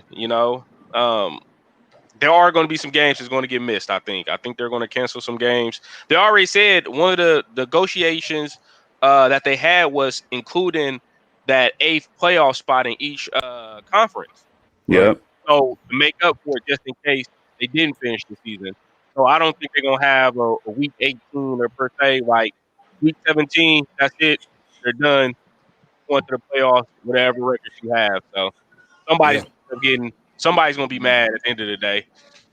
True. And the fact is, would you want to see the Broncos play or do you want to see the Ravens and the Steelers? Like, this is all be honest. Be honest. I was just saying it's more like you shuffling a lot more by postponing the Ravens game because they played that Thursday too. So now you're like putting 2 games in jeopardy versus it's almost a week. It's almost a week that this is getting pushed back. Let's talk about tonight's game. We got I'm watching the preview. They got DK Metcalf out there working out. The really, and all Eagles fans watching, the point is like, how much is Seattle going to win by? Okay, that's the only question. The question isn't who's going to win. And Seattle fans, you can at me if you want to, because I'm not lying. I'm not lying. Y'all about to get scraped, no doubt. At me. Hey, put Jalen Hurts in there. Why isn't Jalen Hurts starting at this point? Come on. You may not know the playbook, but who cares? Like nobody knows the playbook at this point. I mean, the way the season started. Well, so is first of all, let me say by show of hands, does anybody have Philly winning this game? Okay. I don't have them. Oh no! I ain't gonna put my hand up my back. I don't have one in the game, but I see Seattle. Seattle messing this stuff up sometimes too. Like it's Russell Wilson. Sometimes we have some random games. Like, what are you doing, bro? All these interceptions. The game against Arizona. I was like, who is this dude? Man, he threw 3. I think he threw 3 picks that game, which that's like rare of the rare that Russell Wilson does that. All right, but Ty, I'll go to you first. I mean, you got to take Seattle. I mean, I think Seattle should be favored in the game, but you never know. That's why you play the games, man. Sometimes, Seattle look good this season, but like they said, they have kind of like pissed the bed a few times. So and it's crazy because like you said, this is a game where you feel like they should win. Philly has looked pretty bad this season. That whole the NFC least, they have just looked bad, but you never know, man. That's why you go out there and play the games. Maybe Jalen Hurts gets to start tonight, or get some legit reps, and maybe he makes something happen. I don't know, but I got to take Seattle. Seattle should win. So over under on I'm gonna ask you this quick question. Over under Russ four touchdowns? Under. Okay. One under. All right, Eric, I'll go to you. You know what? I think Philly may actually win this game, and here's why. I think Philly might win it. If Philly wins, Philly is in first place in the NFC NFC East. Lord, no. Now I'm being funny. As I say that, but stranger things have happened. They're thinking, Yes. damn, if we win this game, we'll be in first place. So why not Philly? Because they're Philly. That's why. Because they're Philly. Why not Philly? Well, you know what? I'm gonna say, I'm gonna like shoot for that miracle because there's at least one ridiculous upset that happens a week in the NFL. And I think that this is going to be it. I think that Philly is going to squeak out a win because they're being underestimated. And you're going to look up, bam, the Eagles, first place, NFC East. Will said, what did he say? All right, Nathan, I'll go to you. Okay, you know what? I hate Philly. We're Cowboy fans, man. So Yeah, we can't. no, I'm picking the Seahawks. The Seahawks are gonna win 35-10. I'm telling you. Ooh. Jesus, you calling number two, huh? Okay. Russell Wilson's gonna live it up tonight, and I feel like DK Metcalf is gonna have a big game. And I'll take that back. I'm gonna say 35-17 because I have Travis Fulgham in my team, so I need points from him. I'm gonna say 35-17, but Seahawks are gonna come out tonight, and Russell Wilson, man, this guy, he's gonna come out with the vengeance, and the running game is gonna do good. Their defense is gonna come out, and watch out for DK Metcalf and Tyler Lockett too. Yes, Tyler Lockett is due for a big game. Two words, Boston Scott. Every third game, Tyler Lockett. Boston Scott. Fancy. I'll never forget y'all for that. I'll never forgive y'all for that. Every third game, Tyler Lockett goes off. So this is his week. He's probably going to get 200 yards and 3 touchdowns. Just don't be surprised if you see that happen. All right, Easy, I'll go to you. My takes for the game? Yeah. I think we're gonna get a pretty good game, man. I think it's gonna be a lot closer than people think. Why? I don't know. Football just works that way sometimes. You know, sometimes you have garbage teams. You have the Jaguars, you know what I'm saying, keeping it close with the Packers. It just happens sometimes. And I feel like we've seen, Seattle relies on Russ enough to where if Russ isn't having a perfect game, it could be a lot closer than we're expecting. That said, though, I'm definitely taking the Seahawks as far as like the actual win. If I'm putting money on him, I definitely go with my man Russ. He's a dog. No doubt. All right, DJ, I'll go to you. If you got anything else you want to add, who you got winning? Welcome home, by the way, DJ. I know, right? Finally got home. Yeah, I'm gonna go with Seattle. I'm a huge Russell Wilson fan. The connection that him and DK have right now is crazy. And like you said, Tyler Lockett is definitely due for a big game. But it could be close. I was thinking more so maybe a 30-24 win by Seattle. Philly might put up some points tonight. I know they almost beat my Ravens, so anything could happen. And they put Jalen Hurts in for a couple of plays there. He kind of had us, on skates. So, but yeah, I'm gonna still go with Russell Wilson. He probably get about 3 touchdowns tonight. I just had to bring up something quick here. Obviously, they're saying that Jalen Hurts is taking first team reps, right, during practice. So are they planning on using him a lot tonight's game? Or? I think it's possible. If you're giving them first team reps, obviously there's something and it could just be if Carson ends up messing up, they got Jalen there. Jalen's been practicing with the first team. So from what I heard, they were saying that he always has taken some first team snaps. Right. So they're saying that it's not a big deal, but okay. Yeah, anytime you get like a second string. I feel like Carson Wentz was on a short leash today. Hey, I got a question for the NFC East fans here. So New York's in the first place right now, right? Yeah. But if the Eagles win tonight, do they regain? Yeah, First place? They'll be four. Okay. They'll be All right. 4-6-1. I got a low key from The Mandarius Slay. worst record, 4-6-1. And look, let's get into this discussion real quick. The NFL needs to eliminate ties. Okay, that is the worst possible thing in sports. yeah. Like I brought it up before. Just do a kickoff. Like just take it to the 25, like you used to do on Madden. When you used to try to get, the bonus, whatever that was with the kickers, whatever. You go to 25, go to the 50. Whoever ends up missing it, that's who wins the game. Like ties to me is ridiculous, especially in the NFL. I see you have the coaches meet in the middle. You have a Mike Tyson, Roy Jones Jr. fight. They had two old ass coaches in the middle fight. Crazy. Hey, can I say this though? I know that was mentioned that Carson Wentz is on a short leash, and maybe so. But man, who is he throwing to? Man, I'm just trying to figure out who the Philly got over there, man. Alshon back. Alshon back. Fulgham. That's fair.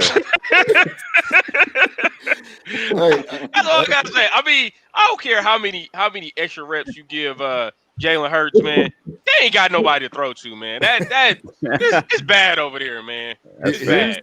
Here's the depth chart right here. Jalen Reagor, yeah. Travis Fulgham, Greg Ward, and Alshon Jeffrey, who hasn't caught anything this year. 3 targets this year. Like, come on. Yeah, but it's bad. It's bad over there. It's bad. Anybody else want to add anything on to the tie conversation? They got a better chance of throwing the pass to themselves right now, to be honest. Exactly. You know what? I try to get what would be the alternative? A continuous playoff? Because then people are going to start complaining about possible injuries and all of this other stuff. So I think until the next time that they negotiate that with the players union, I don't see them getting rid of ties. I think that they've got like 4 years left to go on their current contract. Yeah, I don't see it going away. I mean, there's no ties in the playoffs. You just keep on playing. Yeah.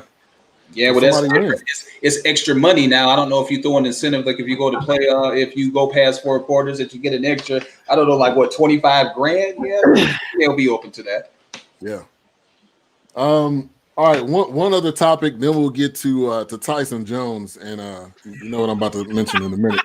But do y'all like this Monday Night Football setup? You got Brian Greasy, Louis Riddick, and what's Steve Levy?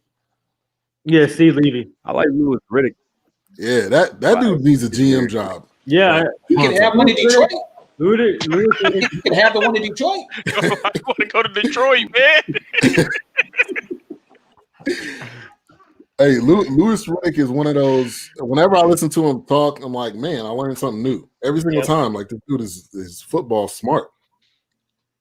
Yeah, dude knows what he's talking about. I definitely miss. I like John Gruden as a commentator more than a coach. I definitely miss him in there on those Monday night games and the Monday night calls. Tony Romo is the best commentator in football right now. Tony Romo would be dope in there too. Yeah. You have to agree with Romo. Tony Romo's pretty good. At some point, Romo probably is going to wind up being a coach or at least an OC somewhere. Yeah, maybe. He'll probably come back to the Cowboys. Yep. He might open up one of them booths where they tell the future. See, why does everybody always have to go to the Cowboys? I know that he's a former Cowboy, but how come Detroit can't get no love? How come we can't get somebody smart? Smart doing the hiring, man. Y'all gonna have to back up the Brinks truck for somebody to come over there. I'm sorry. And the bad part about it is that we had somebody a couple of years ago, but we let him go for the cat with the beard and the pencil. Exactly. Yeah. Santa Claus. Yeah. Y'all should call him and apologize. Y'all should call him and apologize. Well, you should apologize to him. He's laughing all the way to the bank. He's still getting paid. Yeah. All right, so let's get to it. Tyson Jones, elderly versus the elderly at the Senior Citizen St. Mary's Garden Senior Citizens International. I didn't watch it. I'm gonna be honest. So somebody watched it. Damn, man. Hey, look, I'm just being honest. I'm not gonna come over here and talk about some stuff I don't know. So somebody that watched it, who won? It was a draw. That's what they called it. But I heard Tyson was. Yeah. Tyson was cool with it, man. It was before the fight even happened, though. There were rumors of that there wouldn't be a winner because it's supposed to be an exhibition match. It's supposed to be like light sparring. You know what I'm saying? It wasn't really supposed to be an actual fight. But if you listen to those corners heading into that last round, Mike's corner was telling him to go knock my man's head off with a couple expletives in there too, man. They were definitely going out there to bang, and I think we got the best performance to expect out of them at that age, man. I was really proud, and as a young person, never really got to grow up watching Tyson, man. I'm glad I got to watch Tyson and Jones. Jones definitely didn't look like he used to at all, but Tyson looked really good, man, in my opinion. Hey, that promo tape of him hitting the bag, and I was like, okay, Tyson still got it. Yeah. Hey, Tyson was throwing some body shots, man. I don't care how old you are. Man, them things hurt, man. Them things hurt. And you could tell Roy Jones was kind of feeling him when he was kind of clinching and holding him a lot throughout the fight. But you know, for what it was, you know what I'm saying? Like I said, it was a charity fight. And you know, it was supposed, like I said, he was supposed to be light sparring. You know, he tried to kind of open it up a little bit. But what it was good. You know, I enjoyed it. The undercards was actually good and funny. R.I.P. I mean, overall event, man, you know, I mean, it was real entertaining. You know, like I said, not only the fight, but the commentary. You know, you had Snoop Dogg doing commentary there. Yeah. That was hilarious. You had the music going. You know what I'm saying? The performances, those were cool. So overall, I mean, you know, for them to make, I think what Tyson took like $10 million or something that he's donating to charity or whatever. I mean, that's a pretty good take, man. So you gotta appreciate that. Yeah. Anybody else want to add anything onto to the main event before we get to the undercard? Sorry. Who's? I'm sorry. Go ahead. Oh no, I was going to say. I think we're going to see a rematch with Tyson and Roy Jones. I think. Really? Yeah. The age that they're at, I don't know. I don't know if they'll be willing to get back in the ring. Now Tyson maybe. Tyson's looking hungry. Tyson could go some more rounds. I think Tyson could still fight a little bit. You know, he ain't gonna fight for no championship, but he could still fight. He could still be entertaining. Yeah. Roy, Roy ain't got his speed no more. It's over, man. Yeah, that was Roy's game, was the speed. And I saw him move and do a jog somewhere. I'm like, oh man. The jogging don't look the same no more. That's old. It was like Roy jogged. And, you know, back in the day, Roy would have took that step. He wouldn't all the way across the ring. But he jogged and he was like, "Oh, I'm right here next to his hand." Oh, that was where I'm going. Oh yeah, it's a little different. I think the most entertaining part was Snoop, though, because Snoop and Sugar Ray Leonard. Sugar Ray didn't even know what to say. He was laughing so hard during the whole fight, and then Mari all over it. Well, I remember that guy doing like wrestling commentary. I don't know his name, but that guy looked like he's always on a Red Bull. The combination with Snoop talking about it looked like I got two uncles fighting at the family barbecue. Yeah. With the socks of the night. With the socks and the church sandals on with the shorts. Yeah, exactly. But I think we're gonna have to talk about Nate Robinson. That was the comment of the night. Nate Robinson still asleep. I caught look. Now people started getting sensitive. Now I got involved. I got involved into the whole thing. I did a whole collage of the Nate Robinson challenge. Shameless plug. It's on YouTube. Hey, it was funny. I mean, look, and he's okay. Now here's the thing. If something was wrong with him, if he was hurt, if we were like he's being rushed to the hospital, then you can't. I think you can't joke. I get that, but he's okay. And supposedly he challenged Jake Paul. Is his name Jake Paul? Yeah. He challenged Jake Paul. So like, you decided to challenge this dude, and you got knocked out. Like it's no. And then people are like, well, he did something that he took a challenge. He took a challenge, but he got slept. Okay. He took a challenge, but he got knocked out. Like, hey, it happens to some people. So I want to get the takes. Like people are the one person was like, "This is so uncalled for. I'm not happy." I'm like, bro, he decided to do something different, and it didn't work out. So jokes come with it. Like you talk the trash, you got to be able to back it up. Hey, the as you mentioned, some people got sensitive about it. Here's the thing: Nate Robinson was actually joking about it. I mean, he put on his page the next day. He was like, "I just woke up. What happened?" Right? like he was going along with the joke. Hey, look, the man made $600K. They both made $600K for the fight. Nate knew that he had never boxed before. I think he had only been like sparring or something for like 3 months. Reality is, if you're going to box, you need to actually train to box, right? And that's what we saw. We saw somebody who actually trains to box versus somebody who just walked in the ring and thought they could box. That's what's going to happen every time. You go get knocked out, right? You come in here with your hands and you got bad intentions. And that's what Jake Paul had, bad intentions. Hey, that's it. When he got knocked out the first time, I was like, whoa. Like Jake Paul's pretty serious. And then the second time I was like, just stay down. Did you guys hear what Jake Paul said afterwards? He wants Conor McGregor. He wants all this now high competitive fighters now. You don't want that. You don't want Conor. You don't want that. You don't want Conor. He just talking. He don't want that smoke. Get off the Kool-Aid. You don't want that. You don't want Conor. No, you don't want Conor. But the memes when I seen the Nate Robinson challenge, I'm like, okay, how many people are gonna do this? Bro, there is so many people. Like they had a group of kids in a circle, just like laid out. They had somebody with the Thanksgiving plate next to their head, like laid out with the shoes hanging off. Like, look, Nate, we all got love for you, but you got knocked out. Like it's okay, it happens. And people are going to make Friday style.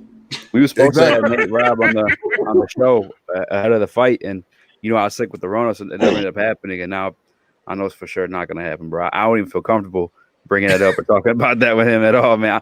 I don't know what the hell we talk about now. It's just like, oh man. So you were actually going to have him on the show? Yeah, shout out to Polo Kerber at Warner Garden Sports. He was supposed to come on, but Easy got sick with the fucking Rona, man.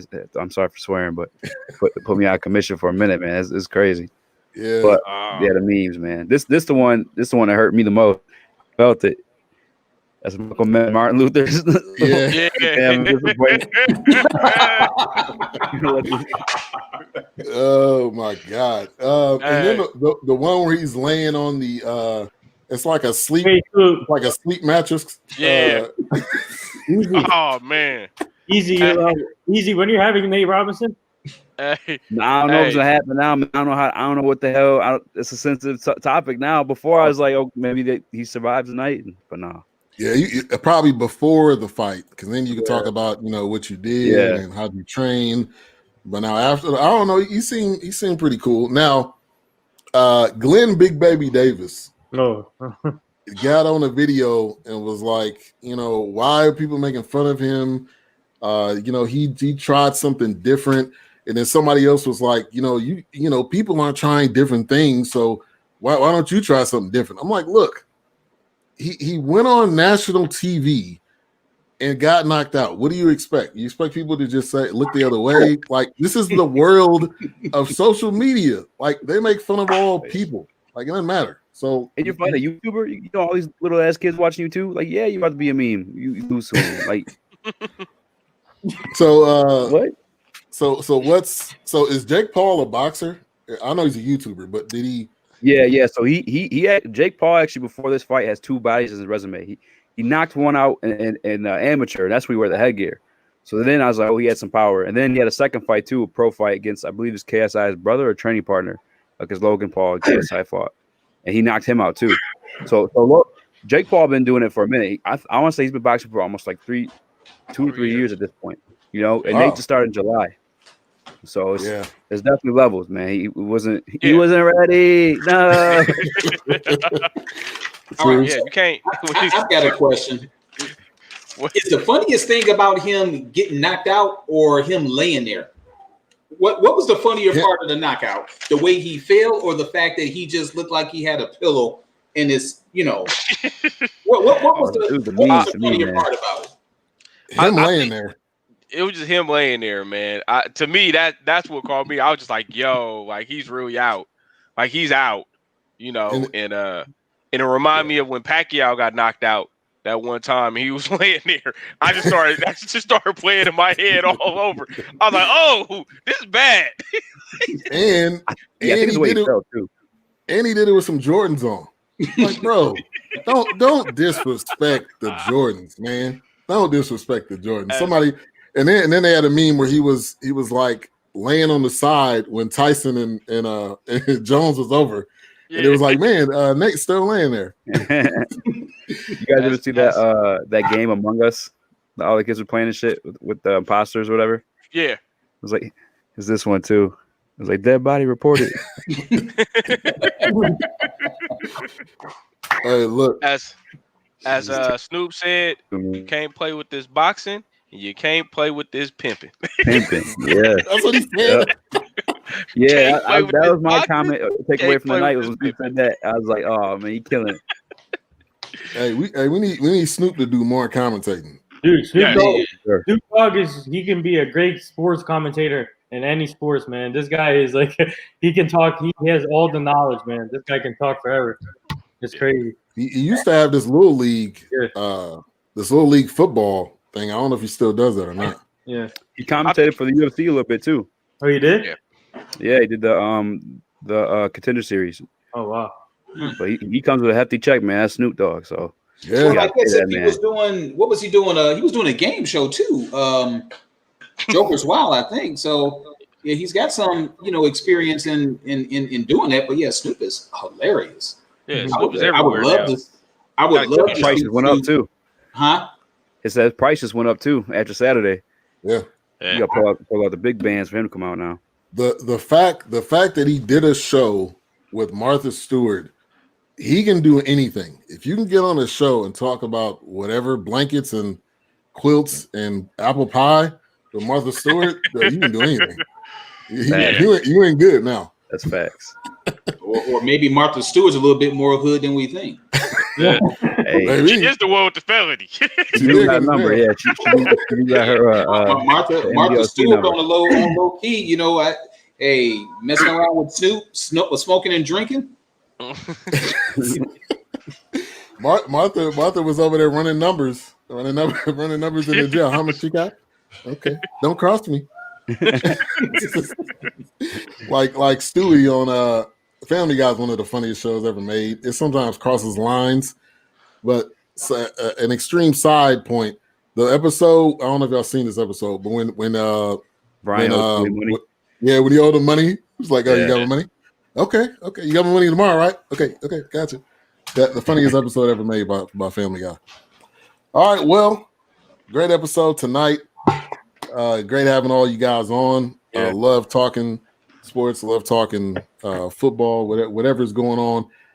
What do you guys have coming up next? Actually, this week. What you guys coming up next week? Easy, I'll go to you first. I know you're always dropping something dope each week. Shit, man, I'm gonna have to give my man Eric, man. We got to do a show on our Lions and see who's coming through, who's coming to town to save us, man. You know what? Something out, man. You know what? To hell with who's coming to town. How about me and you get together and run that damn organization and then we show them that we coming to town? I'm so tired of these damn jokers. I was telling Ty last week we should go to one of our local prisons, go get like 46, 47 guys from the pen, pay them all 50 grand and say, hey, if we make the playoffs, there's a bonus in it for you. I'm tired of all of these taintless draft picks. I'm tired of all of these deadbeat dumbass coaches. We should go get together and really go show them what real hunger looks like. Hey, and all you got to do is tell them, hey, we'll do it for the low, like the lowest amount, the veterans minimum. Hey, just give us that house and a car, and we'll just do it for you. How about that? Man, you know what? I got to have access to the company jet. I want some commercial. Yeah, I'm not doing it for the minimum now. I might do it on a low according to the NFL scale, but it's going to cost. If it's costing you less than $1 million, there's going to be some perks behind it. Believe that. Yes, it's some drama here too now about with Stafford too. Like if we're keeping him or not. I don't know if you saw Martha Ford or Sheila Ford. They asked her about his future, and she says up to the next coach. And I was like, damn. Oh. You know what? If they get rid of Matt Stafford, this is what's going to happen. Matt Stafford's going to go to a Super Bowl contender, put them over the hump, win the Super Bowl, and retire. Hey, He's 32. Can I say this? Man, you know what? Maybe Stafford needs to leave. You know what? Stop. They are tarnishing his career, man. His career is in the tank.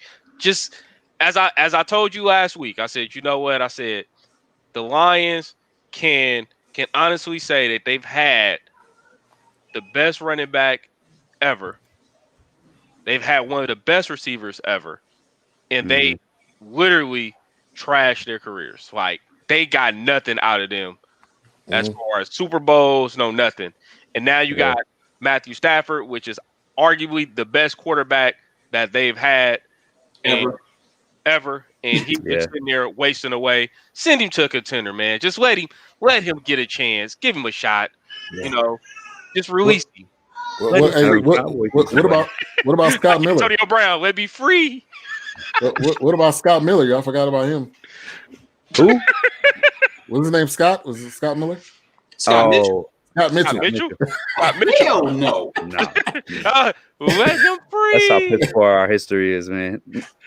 With Scott, well, I mean, I hear you. Scott Mitchell for about a season and a half was excellent. Herman Moore and Brett Perrin. Yeah, we have some dog receivers, but we're kind of like a household on a serious budget. We either got cornflakes but no milk, peanut butter but no jelly, ham but no burger. It's always something. We'll have this great offensive talent in the skill positions, but no offensive line. Get the offensive line together, we have no running back. Get all of that stuff together. If we do have both components, then we screw it up and we fire the coach.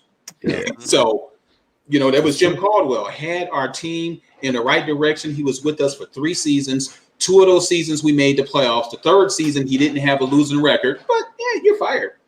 But now this cat, well, God rest his soul, Trisha. Yeah, RIP. he was here. He was here 2.5 seasons too long.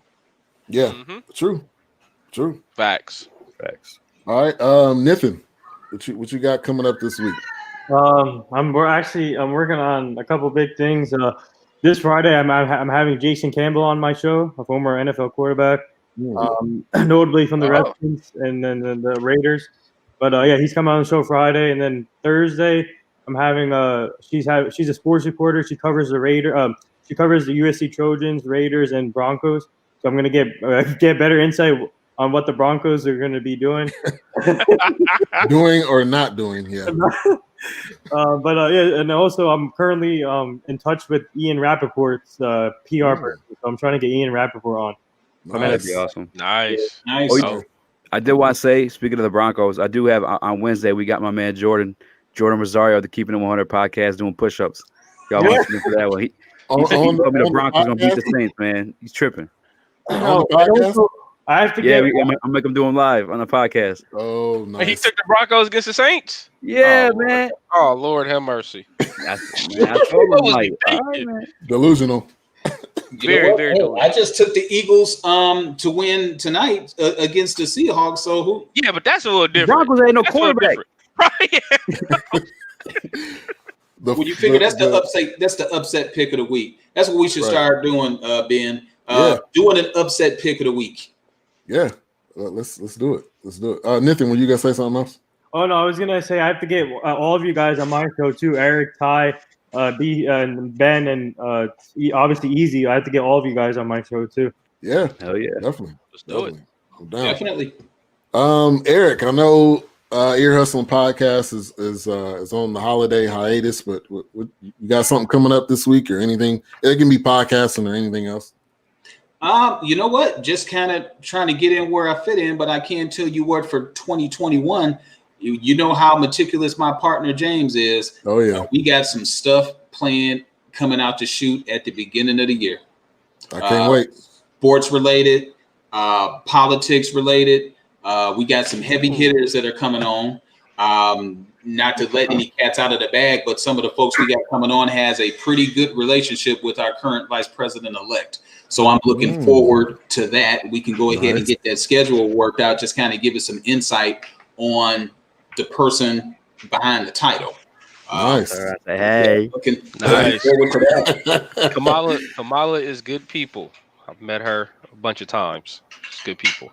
I And saw her when she was running for VP before. It was like in 2019. They came out to the to Ford Field, not Ford Field. I'm sorry, they came out to the Fox, but they had some political rallies and stuff that was going down there, and I had a chance to, to briefly meet her. And I'm telling you, I'm so excited about the new administration. I'm not expecting them to solve all of the problems coming in from day one, but we have to progressively get better as a people. Right. So. Right. The funniest thing is somebody asked her what they asked her about, what do you think if Trump doesn't leave or something? And she was like, like she literally like put her head back and laughed and was like, I'm going.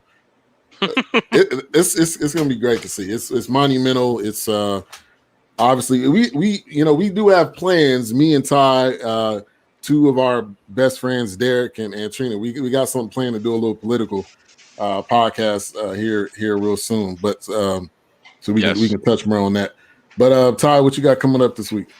Oh man, you know what? I'm relaxing. I'm starting to NFL NBA is getting ready to start. So I'm getting back in my NBA mode, starting to scout players, scout teams, start looking at who has a legitimate chance to knock off the Lakers right now. I think the Lakers got to be the favorites to win. But it's early. It's early right now. Nobody has played a game, and you got to play the games, right? So we'll see. I think I'm excited about my Warriors. I'll tell you that. I'm excited about my Warriors and making the right pick for once. Making the right pick, taking the big man, not trading it away. And I think we're going to shock a lot of people this year. You should make the right pick for once. They got Klay Thompson, Steph Curry, Draymond. No. Well, see, we got Klay, Steph, and Dre, and then we went on a roll of just like drafting players that was just like projects, like Jacob Evans, like Damien Jones. Before Those Damien Jones, late round picks, right? Those dudes, they were bottom of the first round, like 23, 24, etc. But you still, but see, the crazy part about the Warriors is we've hit on all our second round picks, right? So all our second round picks has been really good. It's the first round picks that's been just trash. I don't know. Is it like that? The scouting department is just for second round. They're like, cool, that's the dude we want, and we know he gonna fit. But the first round, they like, NBA, in the NBA, I feel like outside the top three is such a gamble. It is. But I think the Warriors just went on auto draft like those years, and it was like it don't matter. We're not watching. Just pick whoever in line. And so like for me, like I said, it's our first year. We really focused on getting a big man, and I mean we needed a big man. We needed a big man this entire time that we've been winning. We still need a big man. It was the hole in our team for like the longest. Because we had so much offensive firepower and because our perimeter defense was so good, we were able to get away with not having a big man. But now we need a big man. We need a rim protector. And so hopefully Wiseman is that. And it looks like they're going to invest a lot of time and resources into him with him and Marquise Chris. So I'm kind of excited to see what we do this year. Wait, Ty, let me ask you this real quick. Do you think James Wiseman can develop into like a? I'm not gonna say Anthony Davis, but does he remind you of Anthony Davis, where he can have that same body type? No, he does not. Anthony Davis played point guard in high school. He played point guard, and he shot up when he got to Kentucky, right? So, like, legitimately, he is really a guard that is 6'11". Like he can do it all, just like with KD. KD is legitimately like a guard that's 7 feet. Wiseman is a legit big. He's going to bang in the paint. He's going to rebound really strong. He has a nice little mid-range shot. I see him more in the model of like a David Robinson more than anything. Just super athletic, really long, can run like crazy. He has good ball handling. And like I said, and he's going to be a good shooter, I think. And for our system,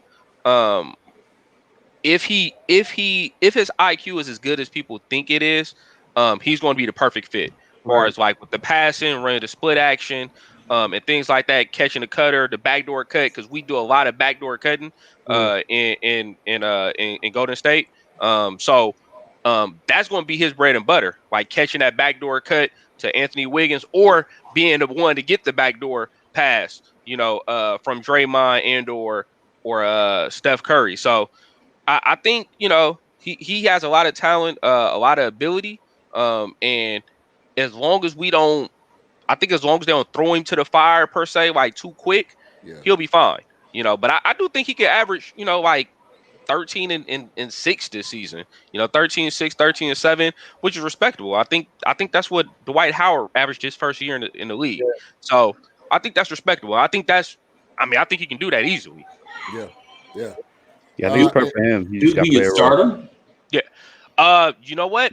I think if he shows out well in camp, I think you can. I think it all depends on what Marquise Chris do. I think Marquise Chris is your starter this year.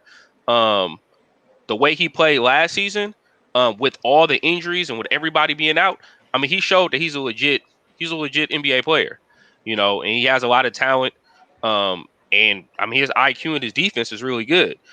So I feel like, going into camp, Chris has to be your number one. But if Wiseman is playing just as good as him, you got to start the rookie. Yeah. You got to start the rookie and let Chris come off the bench. So according to CBS is kind of spot on a little bit. They got Steph, Wiggins, Oubre, Draymond, and Wiseman. Now, obviously we'll see what happens, but that could definitely happen. And Looney, what happened to Looney? Is Looney hurt? Looney is hurt all the time, man. That's the only problem I have with Looney. He looks hurt. Every time they put the camera on him, he like agonizing. I'm like, bro, like kind of like AD, man. AD, I love AD, but that dude, every single game, he has a major or minor injury. The knock on Looney was coming out of college. He had the hip injury. Hip, he had the degenerative hip. He had surgery on that hip, I believe, 2 times now. I don't think that the hip is going to get any better. And then I think last season he was having some issues with like just his muscles, right? Like his muscles just wasn't responding correctly. I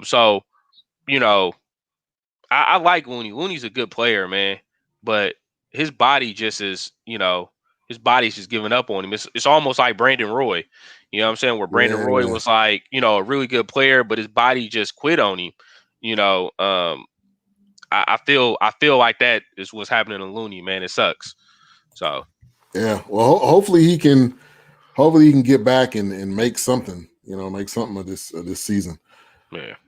But all right, guys, thank you for coming on tonight. I will be back on Saturday night. We'll be back with the fantasy football show, which was popping the week before last.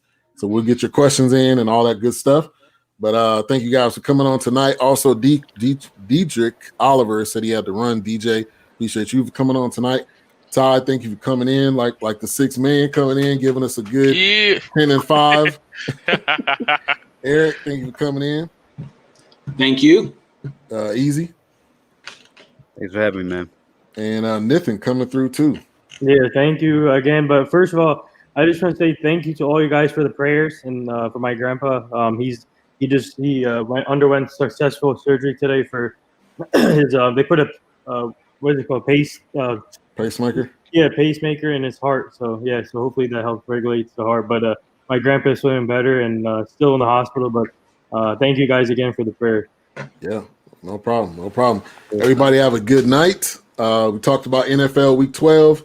We also talked about the Creating Young Minds League, Undiscovered League, which is out of Louisville, Texas. We'll be covering that for this year. And then Tyson Jones, but specifically Nate Robinson. So y'all have a good night. Make sure to check out that video. Yep, I'm going to sleep. Peace. Go to sleep. Peace.